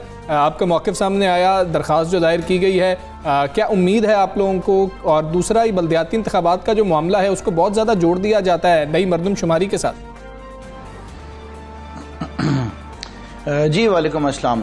नहीं देखें, इसमें कोई ऐसी चीज़ नहीं है जो हम अपनी मर्जी से कर रहे हैं। ये कानून बेसिकली कहता है, आइन के अंदर ये लिखा हुआ है कि जब बल्दियाती सेटअप पूरा मुकम्मल हो जाता है, मेयर का टेन्योर पूरा हो जाता है, तो उस दौरान एक इंटरिम सेटअप आ जाता है। जिस तरीके से जनरल इलेक्शंस होते हैं, वज़ीर आज़म साहब हट जाते हैं, एक इंटरिम वज़ीर आज़म आ जाते हैं और जब तक इलेक्शंस नहीं हो जाए वो अपना टेन्योर पूरा करते हैं। वो होता है दिन 120 दिन का पूरा टेन्योर पीरियड होता है। अब अंदाज़न तकरीबन 1 साल हो गया है सूबे सिंध के अंदर और पाकिस्तान पीपल्स पार्टी जो है किसी न किसी बहाने जो है इधर उधर भाग रही है। अब नया बहाना उन्होंने बनाया है और उस बहाने के बेसिस पे वो कहते हैं कि हम सेंसस को जो है वो कबूल नहीं करते। तो सवाल ये है कि क्या आइन के अंदर लिखा हुआ है कि अगर पीपल्स पार्टी सेंसस को कबूल नहीं करेगी तो इलेक्शंस नहीं होंगे? दूसरी चीज़ ये है मेरी आपसे गुजारिश कि देखें, ये है बेसिकली कि इंटरिम पीरियड जिसमें एक मेयर चले गया है और दूसरे मेयर ने आना है। इस दौरान आप किसी सियासी शख्स को, अपने ब्लू आइड बॉय को नहीं लगा सकते जो आपको माल इकट्ठा करके दे। और ये तो सियासी शख्सियत भी नहीं, ये तो बेसिकली मैनेजर हैं। मैनेजर आपको पता है ना कौन होता है? मैनेजर वो होता है जो अपने मालिक को पैसा इकट्ठा करके देता है। इनका क्या काम है आप मुझे बताएं। सो बेसिकली ये जो सिलसिला इस वक्त पाकिस्तान पीपल्स पार्टी ने चलाया है ये प्री पूल रिगिंग के हद में आता है। उसकी वजह ये कि इस वक्त ये तमाम डिपार्टमेंट्स के अंदर अपने जियालों को लगा रहे हैं। एक एग्जाम्पल मैं आपको दे देता हूँ, इनके जो फॉर्मर कराची के प्रेसिडेंट है नजमी आलम साहब, उनको जो है नोटिफिकेशन उनका शायद मेरे ख्याल से अप्रूवल की वेटिंग के ऊपर है कि जिसमें वजीर आला साहब ने साइन करना, उनको वाइस चेयरमैन बना रहे हैं कराची वाटर सीवरेज बोर्ड। अब ये लोगों को जो पानी भी फराहम करेंगे वो सियासी बुनियादों के ऊपर करेंगे कि अगर आप हमें वोट देंगे तो आपको पानी मिलेगा। ये लोगों के घरों के आगे से कचरा भी उस बुनियाद के ऊपर उठाएंगे, अगर इनको वोट मिलेगा तो ये कचरा उठाएंगे, क्योंकि एडमिनिस्ट्रेटर भी इन्होंने सियासी बुनियादों पर उधर उनके जो उनका बोर्ड है उसके अंदर उन्होंने मेंबर्स बिठा दिए हैं। सो ये तरीकाकार जो है, जो इनका तर्ज हुक्मरानी है वो बिल्कुल भी काबिल कबूल नहीं है। इन्होंने कराची के साथ हमेशा दुश्मनी दिखाई है। आप मुझे बताएं ना कि अगर कराची से इनको इतनी मोहब्बत है तो कोई कराची के लोगों को ये लोग वो देते हैं, नौकरियां देते हैं? ये तो सुतेली माँ जैसा सलूक कराची के साथ करते हैं। अच्छा खुर्रम साहब, अगर हम सियासी एडमिनिस्ट्रेटर की बात करें इससे ये बताइएगा कि शहर कराची को क्या नुकसान हो रहा है? अगर तरीके इंसाफ की अगर बात करें, गैर सियासी एडमिनिस्ट्रेटर की तैनाती पर अदालत गई है, तो अदालत के दीगर जमातों के साथ गई है या सिर्फ आपका ये अपना फैसला था कि हमने अदालत जाने इसके खिलाफ? नहीं जनाब, देखें ये तो जाहिर है कि हमने एक हमारा ये अपना फैसला था और हम वेलकम करेंगे उन तमाम सियासी जमातों को जो कि इसमें पार्टी बनना चाहते हैं, जो कि इसमें हिस्सा बनना चाहते हैं, जो चाहते हैं कि हमें ज्वाइन करें, उन्हें वेलकम करेंगे। और देखें, मैं तो जो बात कर रहा हूँ वो कानून के तहत बात कर रहा हूँ ना। अब देखें, हमारी परेशानी वैसे कम है शहर कराची के अंदर आपके पास पीने का पानी नहीं है। वाटर कमीशन कहता है कि 70% ऑफ वाटर जो हमें मिलता है is unfit for human consumption. Karachi शहर में सफाई सुथराई का निज़ाम नहीं है। कराची के हर गली के कोने में आपको 1 दर्जन कुत्ते मिलेंगे, वो आपको काट लेंगे तो आपको दवाइयाँ हॉस्पिटल्स में नहीं मिलेंगी। ये तो वज़ीर आज़म साहब की मेहरबानी है कि उन्होंने पूरे पाकिस्तान को सिंध समेत जो है कोविड की वैक्सीन दे दी। इनके पास तो रेबीज की भी वैक्सीन नहीं है। स्कूलों के आप हालात देखें, जो गवर्नमेंट स्कूल्स हैं कराची के अंदर, उनका क्या हाल है। इंटीरियर सिंध तो छोड़ दें, वहाँ पे क्या हाल हो रहा है। हॉस्पिटल्स का आप हाल देख लें, उधर क्या हालात हैं। और सबसे बड़ी बात जो कराची शहर के अंदर लॉ एंड ऑर्डर के हालात हैं, जो स्ट्रीट क्राइम के हालात हैं, इंसान घर से निकलता है अपनी मोटरसाइकिल पे, अपने साथ में पर्स लेके, अपना मोबाइल लेके, कोई गारंटी नहीं है उसमें से कोई ना कोई एक चीज़ उसकी गायब होगी। हज़ारों की तादाद में महीने का एवरेज है, गाड़ियाँ चोरी हो रही हैं, मोटरसाइकिलें चोरी हो रही हैं, लोगों के मोबाइल फ़ोन छिन रहे हैं। ख़वातीन शॉपिंग पे निकलती हैं, घर आती हैं, पीछे एक मोटरसाइकिल फॉलो कर रही होती है। ये लॉ एंड ऑर्डर के हालात हैं। और इनके जितने भी मैनेजर्स हैं वो तमाम बिजी हैं अपने आकाओं को खुश करने के लिए। तो इस दौरान अगर हम तहरीके इंसाफ जो कि मैंडेट लेकर आई है, जो कराची को ओन करती है, जिसको कराची जमान साहब, आपसे ये जानना चाहेंगे कि सेंसस का जो मामला है, सिर्फ पीपल्स पार्टी ये बात नहीं कर रही है, MQM पाकिस्तान ने भी ये बात कही और तमाम जमातें जो हैं उनको एतराज़ात हैं इसके ऊपर। अब आप क्या चाहेंगे, आपकी प्ली क्या है कि किस सेंसस के मुताबिक करवाया जाए? MQM पाकिस्तान तो कह रही है कि 1998 के सेंसस के मुताबिक करवा लिया जाए। ऑपोजिशन पार्टीज ही एक पेज पर नजर नहीं आ रही। ये सेंसस वजीर आजम इमरान खान ने तो नहीं कराया था ना, ये सेंसस तो इनके दौर के अंदर हुआ था। इनके जो साथी हैं नवाज शरीफ और वो जो इनके साथी हैं आसिफ अली जरदारी, इनके दौरों के अंदर हुआ था ना। इन्होंने तो हमसे ये डिमांड किया, पहले जो है पाकिस्तान पीपल्स पार्टी की हुकूमत ने कहा कि जब तक ये सेंसस को ऑफिशियली अनाउंस नहीं करेंगे हम बल्दियाती इलेक्शंस की तरफ नहीं जाएंगे। हमने उसको अनाउंस कर दिया। हम तो उससे बढ़कर आगे चले गए। ये कहते हैं कि गिनती कराएं वापस। अब आप मुझे बताएं, 4 साल हो गए, पता नहीं कितना टाइम हो गया लास्ट सेंसस को। ये कहते हैं साबित करने के लिए वापस गिनती कराएं किसी एक शहर की। कोई अंदाजा उस पर कितने अरब रुपए खर्च होंगे? हमने वजीर आजम ने उससे बढ़कर फैसला किया कि नहीं, हम वापस सेंसस कराएंगे। हम तो पूरे पाकिस्तान में नए सेंसस की तरफ जा रहे हैं। हमने तो लॉ एनफोर्समेंट एजेंसी से टाइम मांग लिया, उनसे तो हम तो टाइमलाइन अनाउंस करने लगेंगे कि कब तक आपके सेंसस होंगे। उससे बढ़कर बात करें। सो बेसिकली पाकिस्तान पीपल्स पार्टी ये बात जानती है कि जिस तरीके से इनका खात्मा कश्मीर, गिलगित बल्तिस्तान, KP, पंजाब से हुआ है, इसी तरीके से इनका खात्मा इलेक्शंस के जरिए सूबे सिंध से भी होगा। सो वो नहीं चाहते कि वो बल्दियाती इलेक्शंस की खुरमशेर जमान साहब, बहुत शुक्रिया आपका। पाकिस्तान से आप बात कर रहे थे, पाकिस्तान तहरीक इंसाफ को जो एतराज़ात हैं वो आपने सुने और अब तो वो अदालत जा चुके हैं और हाईकोर्ट जो फैसला करेगी उसके बाद ही मालूम होगा कि अगला लाएअमल पाकिस्तान तहरीक इंसाफ का क्या होता है। हम आगे बढ़ेंगे, हम बात करेंगे लाहौर में कोरोना की वैक्सीन ना लगवाने वालों के खिलाफ आज से घेरा तंग कर दिया गया और आज से शहर के तमाम शॉपिंग मॉल्स में बगैर वैक्सीनेशन अफराद को गिरफ्तार करने का फैसला किया गया। अब अरेस्ट होगा जो लोग, बड़ा ही सख्त फैसला है। किन लोगों को गिरफ्तार किया जाएगा ये जानना बहुत ज़्यादा ज़रूरी है। और क्या वाकई ऐसा है कि अब गिरफ्तारियां अमल में लाई जा रही होंगी, ये क्लैरिटी भी बहुत ज़्यादा ज़रूरी है। कमिश्नर ऑफिस लाहौर में कोविड SOPs और वैक्सीनेशन के हवाले से सख्ती का फैसला किया गया, जिसके मुताबिक वैक्सीन ना लगवाने वाले शहरी को कोई सर्विस फराहम नहीं की जाएगी। इसका ऐलान पहले ही कमिश्नर लाहौर डिवीज़न कर चुके हुए हैं। और ट्रांसपोर्ट, फ्यूल और रेस्टोरेंट्स में सर्विसेज फराहमी बंद कर दी जाएगी। अब आप सोचें क्या होगा, ATMs नहीं चल रही होंगी। दुकान, मार्केट, शॉपिंग मॉल्स पर आने वाले हर शहरी की वैक्सीनेशन जो है वो चेक की जाएगी और शॉपिंग मॉल्स में ग्राहकों का दाखिला जो है वैक्सीनेशन से मशरूत होगा। जिसने वैक्सीन अपने आप को लगवाई होगी, जो वैक्सीनेटेड होगा, वो तो जाके तो फैसिलिटीज़ जो है वहाँ से ले सकता है, लेकिन जो जिसने नहीं किया होगा तो उसको एंट्रेंस की भी इजाज़त नहीं होगी। अच्छा, एक ये जो हम बहाना बनाएंगे ना कि जी कि देखें मेरे पास तो सर्टिफिकेट इस वक्त मौजूद नहीं है तो आप लोगों को हम ये बता दें ये कोई मुश्किल काम नहीं है। एक मोबाइल से एक मैसेज होगा ID कार्ड का और सब कुछ क्लियर होके सामने आ जाएगा। तो ये भी हम जो है ना इस तरह का चक्कर नहीं दे पाएंगे। तो ये अब बेहतर है कि हम खुद को वैक्सीनेट करवा लें। खैर, जो गिरफ्तारी वाली बात हो रही है, सख्तियों वाली बात हो रही है, ये हमें जान लेना बहुत ज़्यादा ज़रूरी है। Commissioner Lahore captain retired Mohammad Usman साहब मौजूद हैं। कमिश्नर साहब अस्सलाम वालेकुम, गुड मॉर्निंग। कमिश्नर साहब, पहले ये बता दें कि क्या क्या पाबंदियाँ होंगी, ये वाकई गिरफ्तारियाँ होने जा रही हैं, किन लोगों की होने जा रही हैं? जी वालेकुम अस्सलाम, बहुत बहुत शुक्रिया जी। मैं सबसे पहले तो बहुत शुक्रिया अदा करता हूँ। आप हमेशा हमारा ये जो कोविड वाला इशू है इसको बड़े अच्छे तरीके से ना सिर्फ हाईलाइट करते हैं बल्कि प्रॉपर अवेयरनेस लोगों में लेके जाते हैं। हाँ जी, बिल्कुल दुरुस्त बात है। अब वो वक्त शायद आ गया है कि हमें तमीज़ करनी है उन लोगों में जो रिस्पॉन्सिबल हैं और उन लोगों में जो इररिस्पॉन्सिबल हैं। मैं रिस्पॉन्सिबल और इररिस्पॉन्सिबल इस हवाले से कह रहा हूँ कि जो लोग वैक्सीनेटेड हैं और जो लोग अनवैक्सीनेटेड हैं। हमारे पास एदाद शुमार के मुताबिक लाहौर में इस वक्त 40% लोग ऐसे हैं 18 साल प्लस के जिन्होंने कम से कम एक डोज लगवा ली है। इसकी हाइंडसाइट ये है कि 60% लोग ऐसे हैं जिन्होंने बिल्कुल कोई वैक्सीनेशन नहीं लगवाई। अभी तो हम आज से 17 वाली ब्रैकेट में एंटर हो गए हैं, तो मैं तो अभी 18 प्लस की बात कर रहा हूँ। जैसे ही हम 17 वाली ब्रैकेट में एंटर होंगे ये परसेंटेज एकदम से नीचे ड्रॉप कर जाएगी। तो मैं ये बात बिल्कुल वाज़ेह तौर पर बताना चाहता हूँ कि हुकूमत पाकिस्तान का ये फ़ैसला है कि अब हम इन लोगों के दरमियान में तमीज़ करेंगे। इनको सर्विस डिलीवरी जो है उसमें तकलीफ़ आएंगी, इनको प्रॉब्लम होगी। मुख्तलिफ जो सेक्टर्स हैं उनके लिए डेडलाइंस जो हैं वो पहले से दे दी गई थी। हमारे पास सफिशेंट क्वांटिटी के अंदर वैक्सीन अवेलेबल है। हम वैक्सीनेशन के जो सेंटर्स हैं उनकी तादाद भी अब सैकड़ों में कर चुके हैं। ये भी बहाना नहीं है कि आप वैक्सीनेशन सेंटर नहीं जा सकते। लाहौर में हर यूनियन काउंसिल में कम से कम एक सेंटर मौजूद है। अगर कुछ ऐसी भी हैं जिसमें 2-2, 3-3 भी हैं, कम से कम एक यूनियन काउंसिल, हर यूनियन काउंसिल में एक सेंटर मौजूद है और बाकायदा उसकी पब्लिसिटी हो रही है, तशहीर हो रही है। सोशल मोबिलाइजर्स वहाँ से निकल के घर घर जाके लोगों को बता रहे हैं कि वैक्सीनेशन सेंटर आ गया है, पहली डोज अवेलेबल है, दूसरी डोज अवेलेबल है, हर किस्म की वैक्सीन अवेलेबल है। अब ये बहाना नहीं है कि जी हम गए थे और हमें वैक्सीन नहीं मिली या सेकेंड डोज नहीं मिल रही। तमाम हमारे पास सहूलियात मुयसर हैं।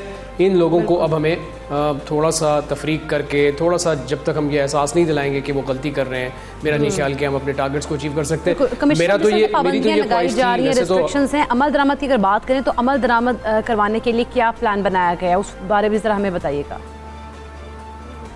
जी, कॉम्प्रिहेंसिव प्लान बना है। ऑल्दो ये बात बड़ी चैलेंजिंग है, हर शख्स का आईडी कार्ड नंबर लेके उसका डाटा चेक करना, ये चैलेंजिंग बात है, ये आसान नहीं है। लेकिन अगर ये तमाम सेक्टर्स हमारे साथ कोऑपरेट करेंगे, जो कि इनको करना पड़ेगा बिकॉज इवेंचुअली हमने पीनलाइज इन सेक्टर्स को करना है। जब भी कोविड की कोई रिस्ट्रिक्शन लगती है, जब भी कोई सेक्टर बंद होता है, तो वो सबसे पहले आके यही कहता है कि जी हुकूमत बताए कौन सी SOPs में अमल दरामद करना है। हम उन SOPs में अमल दरामद करके अपने आप को खोलना चाहते हैं। तो यही वो SOP है जिस पे उन लोगों ने अमल दरामद करवाना है। जो भी सर्विसेज देनी है वो सिर्फ वैक्सीनेटेड लोगों को देनी है और अनवैक्सीनेटेड लोगों को थोड़ी तकलीफ पहुंचे ताकि वो फौरी तौर पर वैक्सीनेशन कराएं। मैं एक छोटी सी बात आपको यहाँ ज़रूर बताना चाहता हूँ। देखिए, हम अभी सिर्फ ये सर्विसेज के डिनाइल की बात कर रहे हैं। परसों अमेरिका के अंदर एक बहुत लैंडमार्क जजमेंट आई। एक जज ने एक खातून से पूछा, एक कस्टडी का केस था, एक जज ने एक खातून से पूछा क्या तुमने वैक्सीनेशन कराई हुई है। जज खातून ने कहा मैंने नहीं कराई हुई, मेरे डॉक्टर ने मना किया है। उसने कहा तुम्हें अपने बेटे से मिलने का राइट नहीं है। ये लैंडमार्क जजमेंट है कोविड की वैक्सीनेशन को लेके, अमेरिका के अंदर ये जजमेंट हुई है। तो अगर माँ को अपने बच्चे से नहीं मिलने दिया जा रहा क्योंकि वो इतनी गैर जिम्मेदार है कि उसने वैक्सीनेशन नहीं कराई, तो यहाँ तो हम सिर्फ सर्विस डिनाइल की बात कर रहे हैं कि पेट्रोल नहीं मिलेगा, आप किसी रेस्टोरेंट में नहीं जा सकते। तो ये छोटी चीज़ें हैं। हमें उस वक्त से बचना चाहिए जब जहाँ ज़्यादा सख्त मैयर्स लिए जाएंगे और सब लोगों को रियलाइज़ करना चाहिए कि अपने आप को प्रोटेक्टेड रखेंगे तो आप सोसाइटी को भी प्रोटेक्टेड रखेंगे। आपकी प्रोटेक्शन में सिर्फ आपकी प्रोटेक्शन है बल्कि आपके अजीज़ आपके जी यही जजमेंट जो आप शेयर कर रहे हैं इससे भी एक सवाल जन्म लेता है, वो भी मैं आपसे पूछना चाहूँगा। साथ ये हम तफरीक कर रहे हैं जो लोग वैक्सीनेटेड हैं और जो लोग वैक्सीनेटेड नहीं हैं, तो हमें एक तफरीक शायद उनमें भी करनी होगी जिन्होंने पहली डोज लगवा रखी है और जिन्होंने पहली डोज भी नहीं लगवा रखी है, और वो लोग जिन्होंने पहली डोज लगवा रखी है और दूसरी डोज का वक्त आ चुका है या वो गुजर चुका है, उन्होंने सेकंड डोज नहीं लगवाई, उनके लिए क्या पाबंदियां होंगी ये भी बता दीजिएगा। दूसरा, ये जो जजमेंट है, कुछ ऐसे केसेस तो हैं बहरहाल जिनके डॉक्टर्स अलाउ नहीं कर रहे कि आप वैक्सीनेट करवाएं, उनके लिए हम क्या फैसला करेंगे? उनके लिए भी सर्विसेज रोक दी जाएंगी?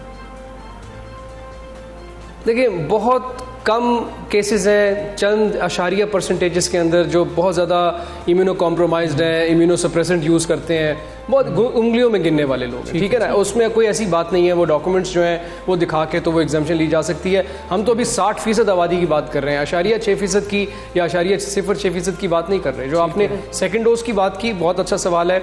ये जो आज हम रिस्ट्रिक्शंस लगाने जा रहे हैं ये उन लोगों के लिए हैं जिन्होंने कोई डोज नहीं लगवाई, ठीक है। कम से कम एक डोज लगवाने वाले के लिए ये एग्जाम्पशन मौजूद होगी। सेकंड डोज की जो डेडलाइन है वो 30 सितंबर है। कुछ केसेस में वो अक्टूबर की 15 तारीख है और कुछ केसेस में वो 30 सितंबर है।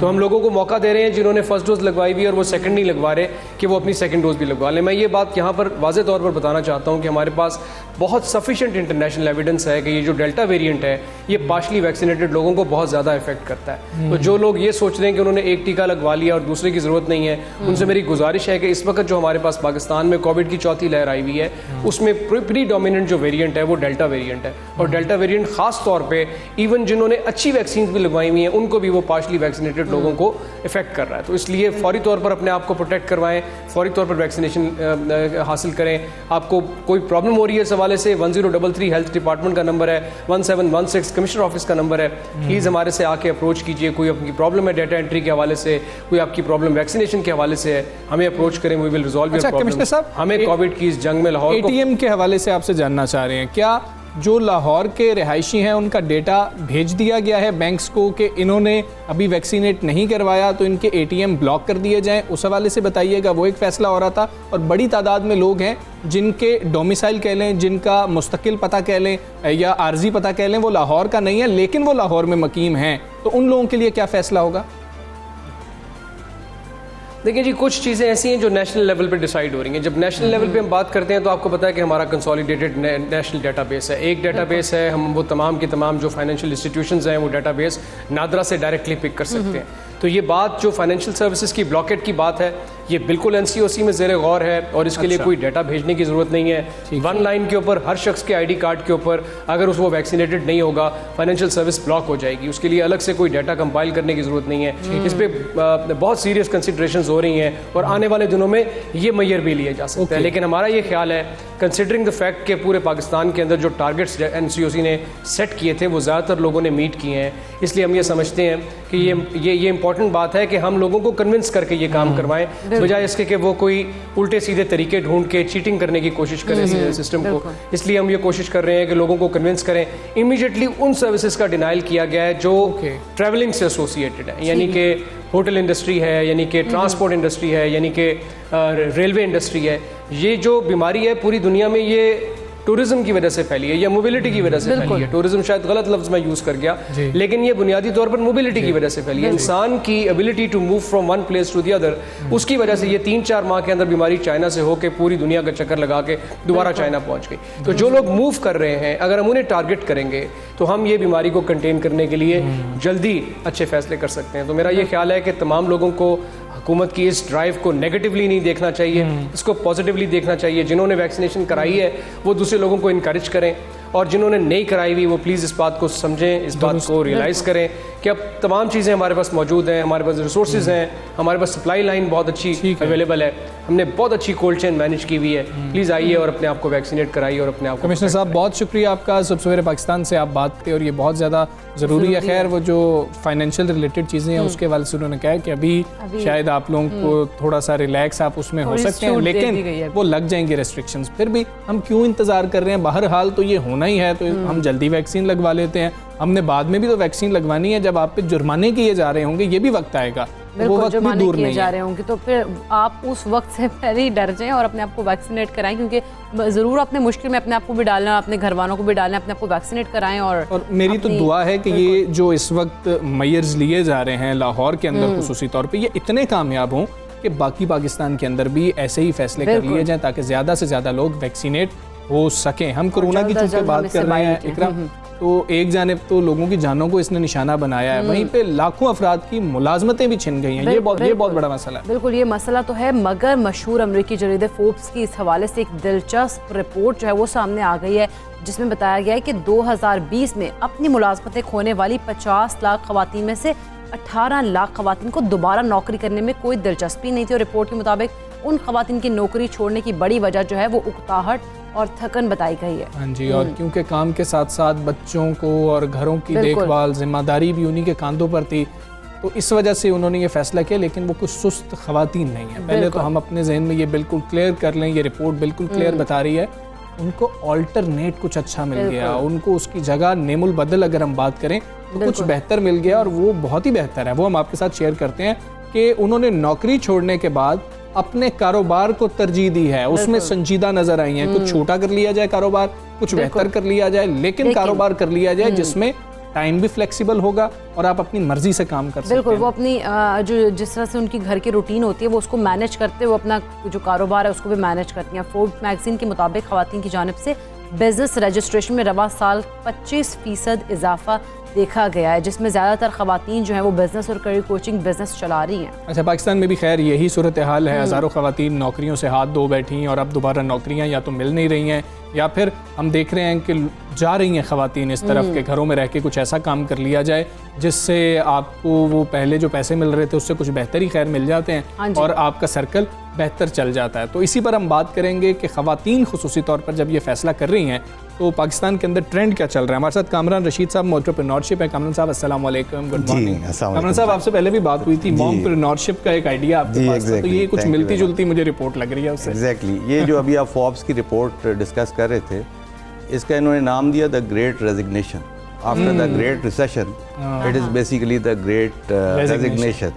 तो people have realised during corona, ये जो हुआ इसकी पेंडेमिक के दौरान जो इनको वर्क फ्रॉम होम का कॉन्सेप्ट स्टार्ट हुआ, तो पीपल थॉट कि उन्होंने देखा कि फर्स्ट टाइम वो फैमिली से मिले, यानी कि उनको एक टाइम मिला, क्वालिटी टाइम मिला अच्छे लोग हैं। और ख़ासकर फीमेल्स के साथ जो इनइक्वल डिस्ट्रीब्यूशन ऑफ वर्कलोड है, यानी कि फैमिली प्लस बिजनेस, तो obviously they felt like they were productive in terms of both areas, यानी कि वो फैमिली टाइम को भी प्रोडक्टिव कर सकें और वो अपने बिजनेस टाइम को भी वर्क फ्रॉम होम से प्रोडक्टिव कर सकें। तो अब जो organisation in future equally balance लेके चलेंगी, work from home and maybe office hybrid solution, वहाँ तो बात चल जाएगी। लेकिन जहाँ पर ये सिर्फ फिर से वापस ऑफिस जाना पड़ेगा, वहाँ पे females are not 1 out of 4 जो जॉब कर रही थी females, they are not coming back to office.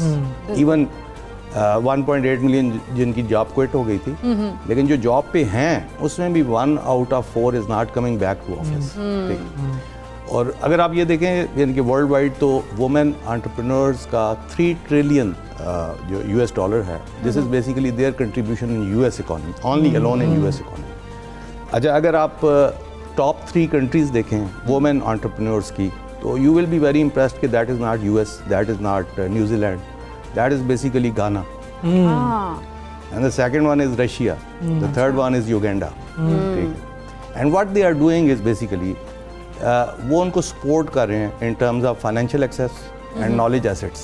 ठीक है, एक इकोसिस्टम प्रोवाइड करना is the main challenge right now. अब पाकिस्तान, अगर आप इन्हीं स्टैटिस्टिक्स को ले आएँ, 3 ट्रिलियन, तो पाकिस्तान में 46% women population, which is equivalent to approximately जो मैन पॉपुलेशन है। तो लेट्स अज्यूम कि अगर हम इनको एक्टिवेट कर लें समहाउ, तो व्हाट आर द चैलेंजेस? क्या एक फीमेल को घर से उठ के काम करने में चैलेंजेस क्या हैं? तो उसके अंदर जो मेन चैलेंज है वो ये है, एक तो सॉफ्ट स्किल्स हैं, एक फिर उसके अलावा आपकी लाइफ स्किल्स है।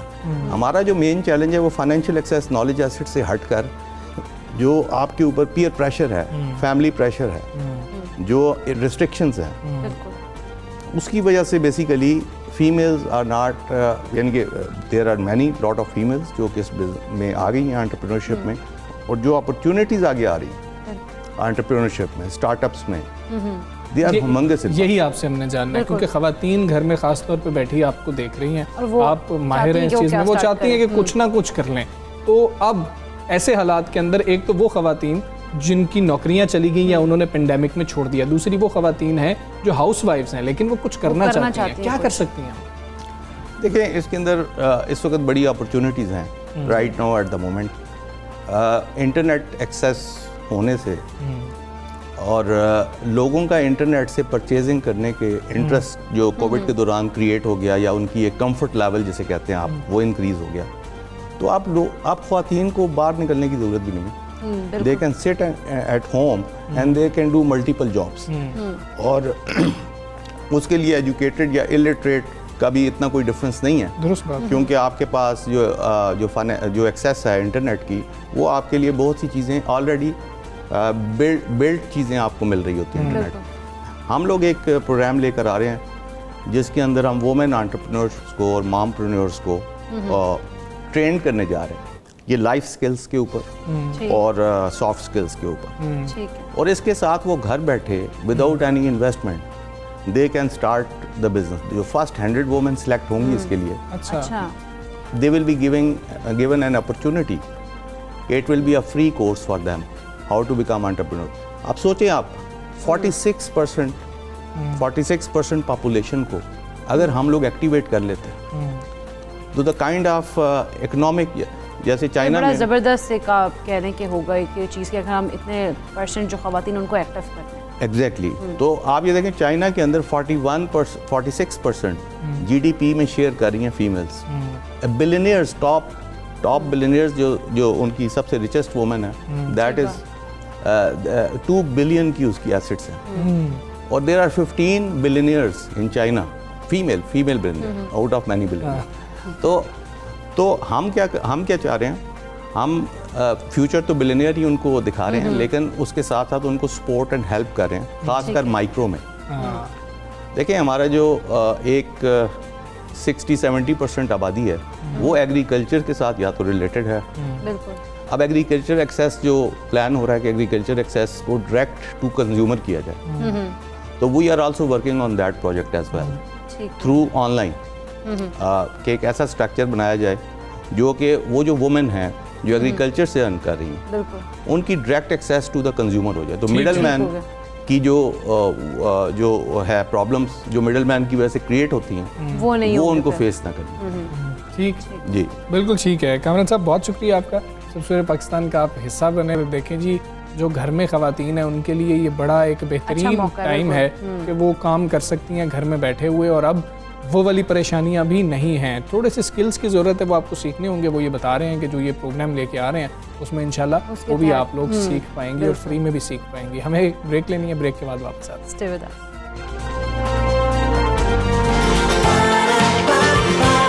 सुबह सवेरे पाकिस्तान,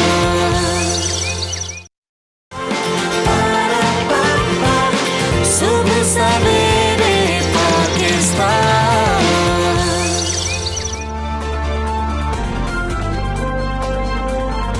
वेलकम बैक टू सुबह सवेरे पाकिस्तान। और जिस तरह से अब कोविड के बाद स्कूल्स खुल गए हैं तो वालिदैन बड़े परेशान हैं बच्चों के लंच के हवाले से भी, क्योंकि बच्चे जो हैं वो घर बैठकर जितनी उन्होंने फरमाइशें की हैं इस पूरे टाइम में और जितना उन्होंने खा लिया है फास्ट फूड और ये वो चीज़ें, तो अब वो स्कूल के लंच के हवाले से जो है ना वो भी बहुत सारी अब उनकी फरमाइशें कि हमने स्कूल जाना तो लंच बॉक्स में हमें बर्गर चाहिए, हमें ये चीज़ चाहिए। मतलब वो अपनी मर्ज़ी की चीज़ें चाहते हैं, लेकिन बच्चों को गैर सेहतमंद और जिस तरह से कह लें सस्ती गैर मयारी खाने की चीज़ों से आपको बचाना है, बहुत ज़्यादा ज़रूरी है। और तमाम वालिदैन ये चाहते भी हैं, मगर इसके लिए थोड़ा सा कुछ हमें काम भी करना पड़ेगा। कुछ मुतबादिल माओं के पास शायद ऐसा होता नहीं है, जिसके नतीजे में बच्चे ये कर रहे होते हैं कि स्कूल से मिलने वाली हम मुज़रे सेहत चीज़ें इसलिए कह रहे हैं कि हमें नहीं पता कि वो कैसे बनी है, कब की बनी हुई है, और बच्चे को तो बिल्कुल पता नहीं लगता। और फिर अक्सर बच्चे ये शिकायत करते हैं कि हमारे पेट में दर्द रहता है। बिल्कुल, और फिर पेरेंट्स समझ रहे होते हैं कि पेट में दर्द का बहाना कहीं लगता है स्कूल में कोई टेस्ट वगैरह उस वजह से लगाते भी रहे हैं। खैर ऐसे मेरे जैसे कई बच्चे लगाते हैं, मेरे जैसे भी लगाते रहे, लेकिन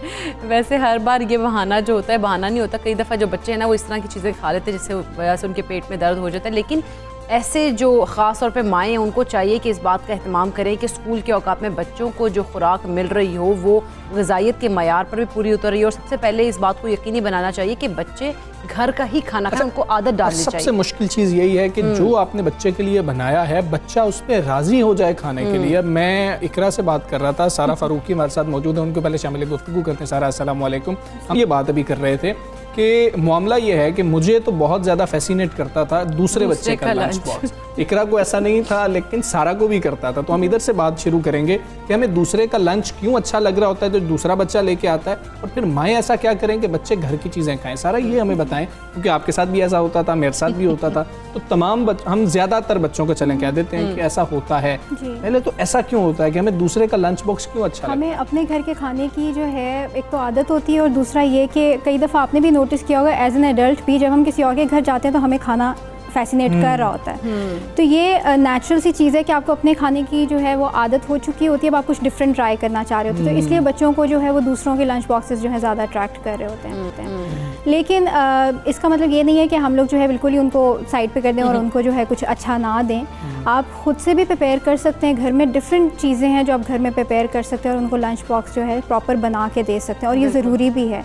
उसकी एक बड़ी रीज़न ये है कि आजकल अगर आप देखें तो बच्चों में डेफिशिएंसीज बहुत सिवियर होना शुरू हो गई हैं। बहुत सारी न्यूट्रिशनल डेफिशिएंसीज हो गई हैं, वाइटामिन्स की, मिनरल्स की ग्रोथ नहीं हो रही है, हाइट नहीं इंक्रीज हो रही है, पेरेंट्स परेशान हो जाते हैं कि भाई मेंटल डेवलपमेंट भी इफेक्ट होना शुरू हो जाती है। वो इसीलिए है, या तो आप सुबह नाश्ते में उनको कुछ नहीं दे रहे होते, कई लोग जो है सिर्फ दूध का गिलास पकड़ा देते हैं और वो बच्चा जो है वो स्कूल चला जाता है, और कई लोग जो है वो लंच में सिर्फ वो कुछ पकड़ा देते हैं या पैसे पकड़ा दिए या फिर वहाँ से कुछ ले लो, ये इस तरह कर लिया। तो उससे अब ये है कि बच्चे की ग्रोथ बहुत ज़्यादा इफेक्ट होती है, यानी कि घर से आते हैं बिगाड़ते हैं जी, पैसे पकड़ लो बाहर से कुछ खा लीजिए, और अपनी आसानी के लिए वैसे हम कर रहे हैं। देखा जाए तो हम लोग ये बच्चों के साथ खुद ही करते हैं, क्योंकि शुरू से ही अगर देखा जाए तो हम बाहर की चीज़ों की उनको आदत डाल देते हैं कि भाई अच्छा ठीक है अपनी मर्ज़ी से जंक फूड ऑर्डर कर लिया, कभी कुछ मंगवा लिया, कभी कुछ मंगवा लिया। अब बच्चे का वो टेस्ट डेवलप हो जाता है, अब वो जितना ज़्यादा उसके अंदर सोडियम है, सॉल्ट है, जितना ज़्यादा उसके अंदर या जितना ज़्यादा शुगरी आइटम्स हैं, वहाँ तक उस हाइट तक उस बच्चे का जिसे कहते हैं टेस्ट डेवलप हो जाता है। अब आप उसे कोई कम शुगरी चीज़ देंगे या कोई कम सॉल्टी चीज़ देंगे वो नहीं लेगा, क्योंकि उसका टेस्ट वहाँ तक डेवलप हो चुका है। लेकिन जिस तरह से सारा हम ये तो हम कर देते हैं, आदतें ख़राब करते हैं, लेकिन पेरेंट्स को खासतौर पर माओ की बात नहीं, क्योंकि माएँ ही सारा कुछ देख रही होती हैं, तो उन माओ को किस तरह से और कितने लेवल से उनको ये स्टार्ट कर देना चाहिए कि घर के खाने की आदत डालें, ताकि स्कूल के लंच बॉक्स में भी घर के खाने को किसी तरीके से प्रेजेंट किया जाए कि वो जो है उनको अट्रैक्ट करे और वो लंच बॉक्स जो है सबसे ज़्यादा ज़रूरी है कि जब बच्चे का वीनिंग प्रोसेस शुरू होता है, यानी जब आप उसे सॉलिड फूड इंट्रोड्यूस करवाते हैं, तभी से आप उसे घर की चीज़ें ही जो है इंट्रोड्यूस करवाएं, बाहर की कोई चीज़ ना उसको खिलाएं। आपने देखा होगा अक्सर 2 साल के बच्चे जो हैं या 1.5 साल के बच्चे, 2 साल के बच्चे, उनके हाथ में आपको कभी चॉकलेट आपको जो है वो टेस्ट करवा रहे होते हैं, कभी कोई चीज़ पकड़ा दी, कभी टॉफ़ीज़ जो है टेस्ट करवा दी। अब उस बच्चे का टेस्ट उस चीज़ के लिए डेवलप हो जाता है, फिर वही बच्चा बाद में जाके ज़िद करता है कि नहीं मुझे वही चीज़ खानी है, और फिर वो घर का खाना नहीं खाता। फिर इसकी वजह से ये है कि पेरेंट्स परेशान होने लग जाते हैं कि कुछ नहीं खाता, तो और फिर जो है वो फिर सेहत भी उसकी ख़राब होना शुरू हो जाती है। बाहर की चीज़ें खा खा के बच्चे की सेहत भी ख़राब होगी, तो न्यूट्रिशनल डेफिशिएंसी। अच्छा सर, अब हम क्या करें कि मसला ये है कि बच्चे ने अगर चलें, अभी तो कोविड डेज़ है ना, आमतौर पे बात करते हैं 5 दिन अगर स्कूल जाना है तो आसानी भी होती है, इसलिए भी हम करते हैं कि 5 दिन सेम एक तरह का लंच है और वो बच्चे को मिलता चला जा रहा है। और इसके अंदर 2 फैक्टर्स हैं, एक तो चलें शायद इसलिए कि हमारे लिए आसानी है और भी बहुत से काम करने हैं, दूसरा ये कि कुछ फैमिलीज अफोर्ड भी नहीं कर सकती हैं कि वो बारहा बदलते रहें कि लंच क्या होना चाहिए। तो बच्चों को अट्रैक्ट करने के लिए माएँ किस तरह से इसमें कर सकती हैं कि एक दिन ये कर दिया या 2 दिन ये चीज़ कर ली, फिर उसको तब्दील कर दिया।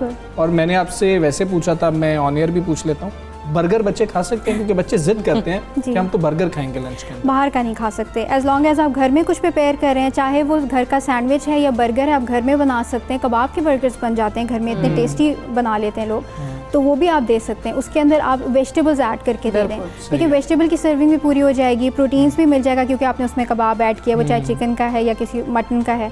और उसके अलावा जो है आप सीरियल की भी सर्विंग पूरी हो जाएगी क्योंकि आपने वो ब्रेड यूज़ किया। अब असल पॉइंट आता है कि क्वालिटी क्या है फूड की, ठीक है? आप क्वालिटी पे कॉम्प्रोमाइज़ नहीं कर सकते। जो भी आप दे रहे हैं घर में, चाहे आप चीज़ बना रहे हैं, अब हम शुरू से बच्चे को वाइट ब्रेड की आदत डाल देते हैं बचपन से ही कि जी वाइट ब्रेड के साथ अंडा खा लिया, चलो उसको उसकी आदत पड़ गई। अब एक एज आने के बाद फिर हमें रियलाइज़ होता है कि नहीं, हमें इसे मल्टीग्रेन ब्रेड देना चाहिए, ऐसे ब्राउन ब्रेड देना चाहिए, वो ज़्यादा बेहतर ऑप्शन है। तो बच्चा उस पर नहीं आता, उसका टेस्ट नहीं है, उसके लिए वो डेवलप नहीं हुआ होता, उसको चीज़ पसंद नहीं आती। आप शुरू से ही अगर बच्चे को उसी साइड पे रखें तो वो कभी भी ज़िद नहीं करेगा। ऐसे बहुत सारे बच्चे हैं कि कई पेरेंट्स मैंने देखे हैं कि शुरू से ही बच्चे को इसी तरह की चीज़ों की आदत डालते हैं, मतलब मल्टीग्रेन ब्रेड्स हो गई या फिर जो है होल ग्रेन प्रोडक्ट्स हो गए, उनकी आदत डाली, तो वो बच्चा उसी चीज़ पे रहता है। वो कॉन्स्टेंटली आगे जाके भी वो फिर जिद नहीं करता कि मुझे कुछ डिफरेंट खाना है। ये आपके ऊपर है कि आप उसको उसके साथ किस तरह से डील करते हैं। जो हमने अंदर कहते हैं कि तब्दीली लेके आनी है या हमने बच्चे को मुख्तलिफ ऑप्शंस देनी है, उसके लिए माओं के पास क्या ऑप्शन है? अब देखिए, कई लोग जिनके पास ऑप्शंस नहीं है वो ये कर सकते हैं, जैसे 2 दिन कोई चीज़ रख ली, फिर 2 दिन के बाद कोई और चीज़ चेंज कर ली, ठीक है? लेकिन वही लिमिटेड ऑप्शंस के अंदर रहते हुए आप शेप्स चेंज करके दे सकते हैं। बच्चा इस चीज़ से बहुत अट्रैक्ट होता है। फॉर एग्जांपल आपने सैंडविच बनाया तो आप उसको डिफरेंट शेप्स की फॉर्म में दे सकते हैं, बच्चे इस चीज़ से बहुत अट्रैक्ट होते हैं। आप उसके जो है वो फेसेस बना के दें या जिस तरह से भी आप उसको जो है क्रिएटिविटी के साथ आप उसे बना के दें, तो बच्चा उस चीज़ से फैसिनेट होता है, अट्रैक्ट होता है। तो वो आप 2-3 दिन एक ही सैंडविच देते हैं, उसकी शेप चेंज करते हैं, तो हाँ शेप चेंज करते हैं आप। जो है अगर फॉर एग्जांपल कभी कभी आप फ्राइज़ भी दे रहे हैं तो उसकी भी आप जो है शेप कटिंग जो है वो डिफरेंट कर सकते हैं। तो वो बच्चा उससे जो है अट्रैक्ट होना शुरू होगा। सबसे इंपॉर्टेंट चीज़ ये है कि आप जो लंच बॉक्स सेट कर रहे हैं उसमें वो सारी चीज़ें ऑप्शंस हैं या नहीं हैं। तो वो ऑप्शंस कौन कौन सी, सीरियल्स का आपका सर्विंग होना ज़रूरी है। उसमें आप चाहे ब्रेड यूज़ करें या रोटी यूज़ करें, ठीक है, वो आप यूज़ कर सकते हैं। पास्ता भी आप यूज़ कर सकते हैं, ठीक है। उसके अलावा आपकी प्रोटीन्स की ऑप्शन होनी चाहिए, यानी मटन, बीफ, चिकन, आप कुछ भी ऐड कर सकते हैं उसमें से, ठीक है। और इसके अलावा जो है आपके पास एक साइड डिश होनी चाहिए, जैसे आप नट्स ऐड कर सकते हैं, ठीक है। पॉपकॉर्न के साथ नट्स ऐड करके दे सकते हैं, ठीक है। तो बच्चा वो भी साथ साथ खाता रहेगा, तो हेल्दी फैट्स की भी जो है उसका वो इनटेक साथ साथ होता रहेगा। तो ये कुछ चीज़ें हैं जिसका उसे ध्यान रखने की ज़रूरत है। और अगर ड्रिंक में जैसे आप देना चाहते हैं तो आप दूध भी दे सकते हैं, मिल्क शेक भी दे सकते हैं, फ्रेश जूस भी दे सकते हैं बच्चे को। फ्रेश जो घर का बना हुआ जो आप फ्रूट जूस आप निकालते हैं वो आप दे सकते हैं। तो इस तरह की चीज़ें आप जो है चेंज करके आप उनको दे सकते हैं। तो इससे ये होगा कि बच्चा भी हेल्दी रहेगा, सेटिस्फाइड रहेगा, उसको भी डिफरेंट चीज़ें मिलती रहेंगी और खुश रहेगा।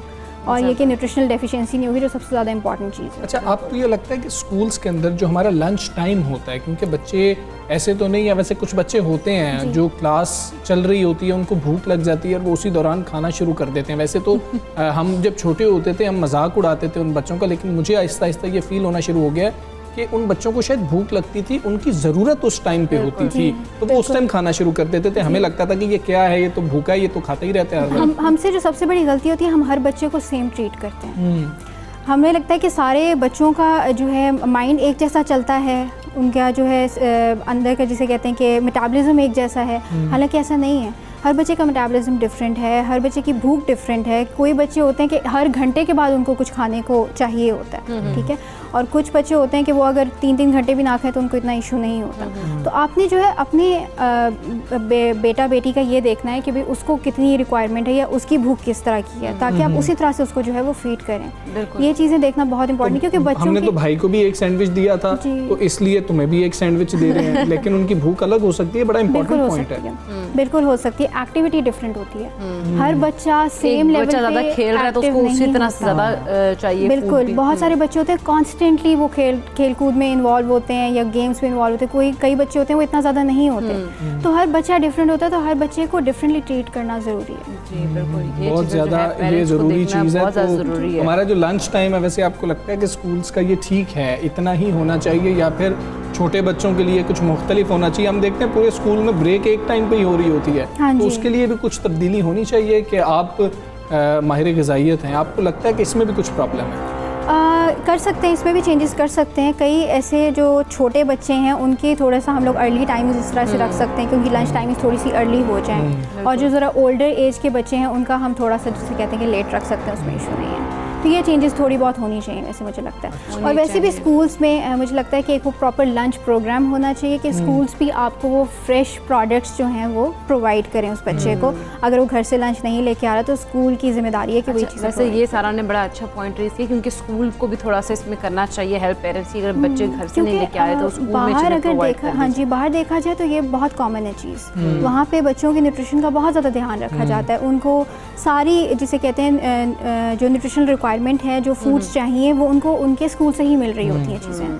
तो मुझे लगता है यहाँ पे भी स्कूल्स में ये चीज़ कॉमन होनी चाहिए। ठीक है सारा, बहुत शुक्रिया आपका, सबसे पाकिस्तान का आप हिस्सा, और बड़ी अहम चीज़ है माओं के लिए खुसूसी तौर पे ये बहुत ज़रूरी है कि वो किस तरह से बच्चों का लंच तैयार कर रही हैं। और शेयरिंग इज़ केयरिंग तो हम ज़रूर कहते हैं, लेकिन बच्चों को ये भी सिखाएं कोविड डेज़ के अंदर हमने शेयर नहीं करना है, हमने अपना लंच खाना है, किसी से लेके भी नहीं खाना, किसी को देना भी नहीं है। लेकिन कोविड के बाद फिर से हम शेयरिंग इस केयरिंग वाले जो है वो रूल्स को फॉलो करेंगे। फिलहाल हमें उससे नुकसान खुदा न खास्ता हो सकता है। और अब हम एक और चीज़ पे बहुत ज़्यादा मेहनत कर रहे होते हैं, और हम मेहनत उस वक्त करते हैं कि जिस टाइम शायद पानी जो है ना वो सर से गुजर गया होता है और बाल भी सर से गुजर गए होते हैं बाल। वैसे ये ख्याल जो है ना हमजा को कल से बहुत ज़्यादा आ रहा है, क्योंकि जब से जहाब के बाल देखे ना तो तब से हमजा ने सोचा कि हाँ जी, हमने कल शेयर किया था जहाब के आपको बाल दिखाए थे, कितने लंबे बाल थे, उन्होंने डोनेट किए थे, तो 5 फुट 1 इंच डोनेट कर दिए। आज हमजा यही कह रहा था कि इतने लंबे बाल हों कैसे ना, पहले तो ये बात है। और मैंने बाल ना लंबे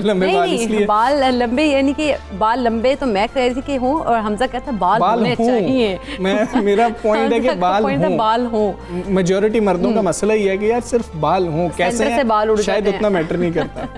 बिल्कुल। अच्छा जी, मुआशरे में अगर हम देखें वैसे भी जो है ना लंबे और घने बाल जो वो खूबसूरती के लामा समझा जाते हैं, ख़वातीन में और मर्दों की अगर बात की जाए तो उनके भी अगर बाल गिरने लग जाए तो वो उन्हें किसी भी डरावने ख्वाब से ज़्यादा नहीं लगता कि यार उनके बाल चले गए। और ऐसे ही है। अब हमने ये देखना है कि वजूहात क्या हैं कि बाल गिरना क्यों शुरू हो जाते हैं, फिर हम क्या बहुत देर कर देते हैं और जिस वक्त मामला बिल्कुल ख़राब हो गया होता है हम उस वक्त किसी डॉक्टर के पास जा रहे होते हैं, किसी माहिर के पास जा रहे होते हैं। किस तरह से हम रोक सकते हैं जिस वक्त हमें पता लगे कि हमारे बाल गिरना शुरू हो गए हैं, और अगर बाल गिर गए हैं उसके बाद ऑप्शंस क्या रह जाते हैं, ये हमने आज इसको जानने की कोशिश बिल्कुल। और हमने ये जानने के लिए आज बुलाया है सहरिश जावेद को, कॉस्मेटोलॉजिस्ट हैं। अस्सलाम वालेकुम। मॉर्निंग सहरिश, सबसे पहले तो बताएं आप हमें कि एक तो आपके बाल तो बड़े खूबसूरत हैं, हमें लग रहा है कि आप अपनी बहुत मेहनत करती होंगी। जो लोग आपको देख रहे हैं और बहुत सारे लोग ऐसे हैं जिनके सर पे बाल एक तो चले गए हैं, है ही नहीं, वापसी का कोई रास्ता है, या फिर जिस तरह से जो चले जाते हैं रीजंस क्या होती हैं कि उनके बाल गिर जाते हैं?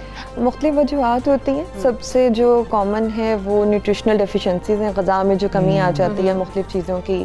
क्रैश डाइट की वजह से कीटो डाइट बड़ी फेमस चल रही है और वो वक्ती तौर के फ़ायदे के लिए जो है वो लॉन्ग टर्म नुकसान लोगों पे आ जाता है। इसके अलावा जेनेटिक्स होते हैं जो विरासत में चीज़ें मिलती हैं, जैसे लोपेशिया है उसकी टाइप है लोपेशिया एरिएटा, इसी तरह एंड्रोजेनिक एलोपेशिया है, बालचर जिनको जीन की किस्में हैं। ये हार्मोन्स की ज़्यादती से, एंड्रोजन जो हार्मोन है उसकी ज़्यादती से मर्दों में औरतों में दोनों में ये आ जाता है।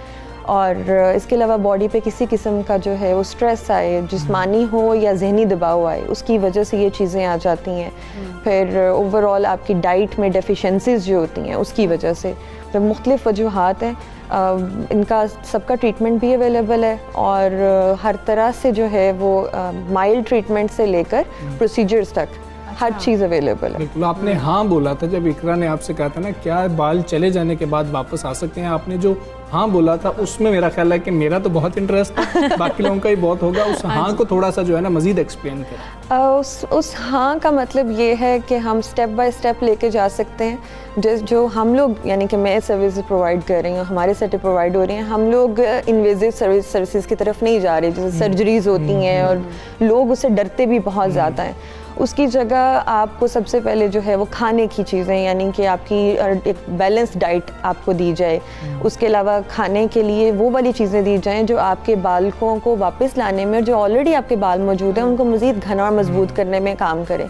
इसके अलावा ये खाने के अलावा लगाने वाली चीज़ें दी जाती हैं। 3 से 4 माह लगते हैं और बाल जो है ना सिर्फ ये कि गिरना बंद हो जाते हैं, उनकी थिकनेस बढ़ना शुरू हो जाती है, बल्कि बालों की रीग्रोथ स्टार्ट हो जाती है। इसके साथ अगर आप फर्दर जो है आगे जाएं कि आपने कोई प्रोसीजर कराने हैं तो उसमें हम 3 ऑप्शंस वो भी प्रोवाइड कर रहे हैं। और वो ऐसे प्रोसीजर हैं कि ना कोई तकलीफ़ है उसके अंदर, ना कोई डाउन टाइम है, लोग आते हैं खुद ड्राइव करके आते हैं, खुद ड्राइव करके वापस चले जाते हैं। उसमें हम लोग स्टेम सेल थेरेपी जो है वो दे रहे हैं, वो बहुत ज़्यादा आजकल एडवांस एक चीज़ आ चुकी हुई है। फिर PRP लोग बड़े वाकिफ़ हैं प्लेटलेट रिच प्लाज्मा से, उसमें भी अब एडवांस टेक्नोलॉजी आ चुकी हुई है। जितनी टेक्नोलॉजीज हैं सहरिश, आप ये बताइएगा कि ये सेफ़ होती हैं सारी? ये बिल्कुल सेफ है। लोग बहुत ज़्यादा होते हैं, डरते भी हैं कि पता नहीं है हम कराएंगे कोई मसला ना हो जाए या फिर ये वक्ती तौर पर ना हो। जो चीज़ें हैं इनकी, अब देखें अगर आपने ट्रीटमेंट कराया और आगे आपने फिर वही चीज़ें स्टार्ट कर दी, कोई ग़ज़ा में कमी आ गई है, कोई स्ट्रेस आ गया, कोई ऐसे फैक्टर आ गए हैं, तो वो एस्थेटिक्स के प्रोसीजर हैं, इसमें मेंटेनेंस तो आपको कहीं ना कहीं चाहिए। फिर ये कि आप किससे करवा रहे हैं, क्या चीज़ें इस्तेमाल हो रही हैं। अब जो आपके, अब जैसे मैं ये PRF के बारे में आपको बताने लगी थी, PRP से भी ज़्यादा एडवांस्ड है उसमें। और फिर एक हम लोग और मेसोथेरेपी दे रहे हैं, स्काल्प मेसोथेरेपी, इसमें सीरम्स के कॉकटेल्स हैं। अब वो जो चीज़ें आपके सर में इंजेक्ट की जा रही हैं उनका सोर्स क्या है, करने वाले को वो चीज़ आती है कि नहीं आती है, ये सारी चीज़ें जो हैं वो इसीलिए हमेशा क्वालिफाइड किसी बंदे ये तो के वो पास लोग जाए। हैं कि जिनको मसाइल बढ़ गए हैं और फिर वो आ रहे हैं आपके पास। हाँ जी। कुछ वो लोग हैं कि उनको पता कैसे लगे कि ये वो टाइम है कि अगर अभी मैंने कुछ करना शुरू कर दिया तो बाल इधर ही गिरना बंद हो जाएंगे, जिनका भी स्टार्ट होता है और स्टार्ट में ही हम ध्यान नहीं देते हैं, उनके लिए आप क्या कहेंगे? उनको वही जिस वक्त अलामतें स्टार्ट होती हैं, या ये भी देख के कि जी हमारी एक विरासत में चीज़ें चलती हुई आ रही हैं, तो उसमें पहले से ही उसमें लोगों को जो है ना कोशिश करना स्टार्ट कर देनी चाहिए। वही होता है कि एक दिन गुजर गया, हफ्ता महीना गुजर गया, आहिस्ता आहिस्ता मसला इतना होता जाता है, फिर इधर उधर से भी प्रेशर आता है। एक दफ़ा चले गए, जैसे मर्दों में है, एक दफ़ा बाल चले गए अब तो चले गए, ठीक है। तो फिर वो भी देख रहे होते हैं अपने पिछली जनरेशन में भी कि जी एक दफ़ा हेयर लाइन पीछे जा चुकी है तो उसके ऊपर ज़्यादा कोई वर्किंग की नहीं गई है। तो अवेयरनेस सबसे पहले लोगों में अवेयरनेस आएगी, शऊर आएगा, उसके बाद लोग इस पे काम करना शुरू करेंगे। अच्छा, शैम्पू का रोल कितना इम्पोर्टेंट है? क्योंकि कल ज़हब हमारे साथ थी, जिस तरह से इकरा भी बात कर रही हैं, उन्होंने कहा उन्होंने 5 फुट 1 इंच मतलब इतने बाल उन्होंने अतिया कर दिए हैं। तो वो ये कह रही हैं कि आपको अपना शैम्पू बार बार तब्दील नहीं करना चाहिए, जो हम हर महीने चेंज कर लेते हैं, यार ये भी ट्राई कर लेते हैं। इस पे आप क्या कहेंगी, माहिराना राय क्या देंगी? जिल्द के लिए, सर के लिए, उनके सर में भी जो स्काल्प है वो सबसे ज़्यादा इम्पॉर्टेंट है, जो जिल्द है हमारी। रूट्स के लिए ये चीज़ें वाकई में ये बिल्कुल ठीक बात है कि हर चीज़ चेंज नहीं करनी चाहिए, और ये भी इस चीज़ को भी देखना चाहिए क्या चीज़ आपको सूट कर रही है। ठीक है, अब जैसे बाल अगर गिर रहे हैं तो हम लोग सजेस्ट करते हैं कि जिंक जिसके अंदर एनरिच्ड हो, आप वो शैम्पू इस्तेमाल करें। तो ये चीज़ मैटर करती है। फिर सिर्फ शैम्पू नहीं, आपके बाकी फैक्टर भी, आप ऑयलिंग कर रहे हैं कि नहीं कर रहे हैं। एक और हमारा कॉन्सेप्ट है, हम रात को ऑयल लगा के सो जाते हैं, वो सबसे ज़्यादा नुकसानदेह होता है आपके स्काल्प के लिए, आपकी जड़ों को कमज़ोर करता है। और कितने टाइम के लिए लगाना चाहिए? आधे घंटे से लेकर मैक्सिमम 2 घंटे तक आप और लगाएं भी स्काल्प में, यानी कि पूरे बालों में जो है वो ऐसे रगड़ रगड़ के मालिश करें, स्काल्प में मसाज करें, 2 घंटे के बाद। बचपन से जो सुन रखा था वो गलत था। हाँ जी। अच्छा सहरिश, एक और बात आपने की थी कि खाने के थ्रू जो है हम बालों को ठीक कर सकते हैं, वो कौन से खाने हैं जिनको खाकर हम लोग अपने बालों को ठीक कर सकते हैं? खाने से मुराद ये कि जैसे प्रोटीन्स का इंटेक अपनी डाइट में रखें, अंडों में, गोश्त में, नट्स में वो चीज़ें मौजूद होती हैं। प्रोटीन के अलावा सप्लीमेंट्स, क्योंकि खुराक से हम हर चीज़ जो है वो नहीं उतनी क्वांटिटी में ले सकते जो हमारी जिस्म को ज़रूरत है जिसकी, उसमें मल्टी वाइटामिन्स आपके आगे, जिंक आ गया, ये सारी चीज़ें, लेकिन किसी से पूछ के, इंटरनेट पे सिर्फ देख के नहीं, और खुद से नहीं। कोई आपका बहन भाई करता है तो उसी को फॉलो ना कर लें। बहुत शुक्रिया सारिश, आप सब सवेरे पाकिस्तान का। और बालों के मसाइल मुझे लगता है काफ़ी लोगों के हैं, कुछ उनको जवाबात मिल गए होंगे। हम दोनों को इजाज़त दीजिए, अपना बहुत ख्याल रखिए, अल्लाह हाफ़िज़।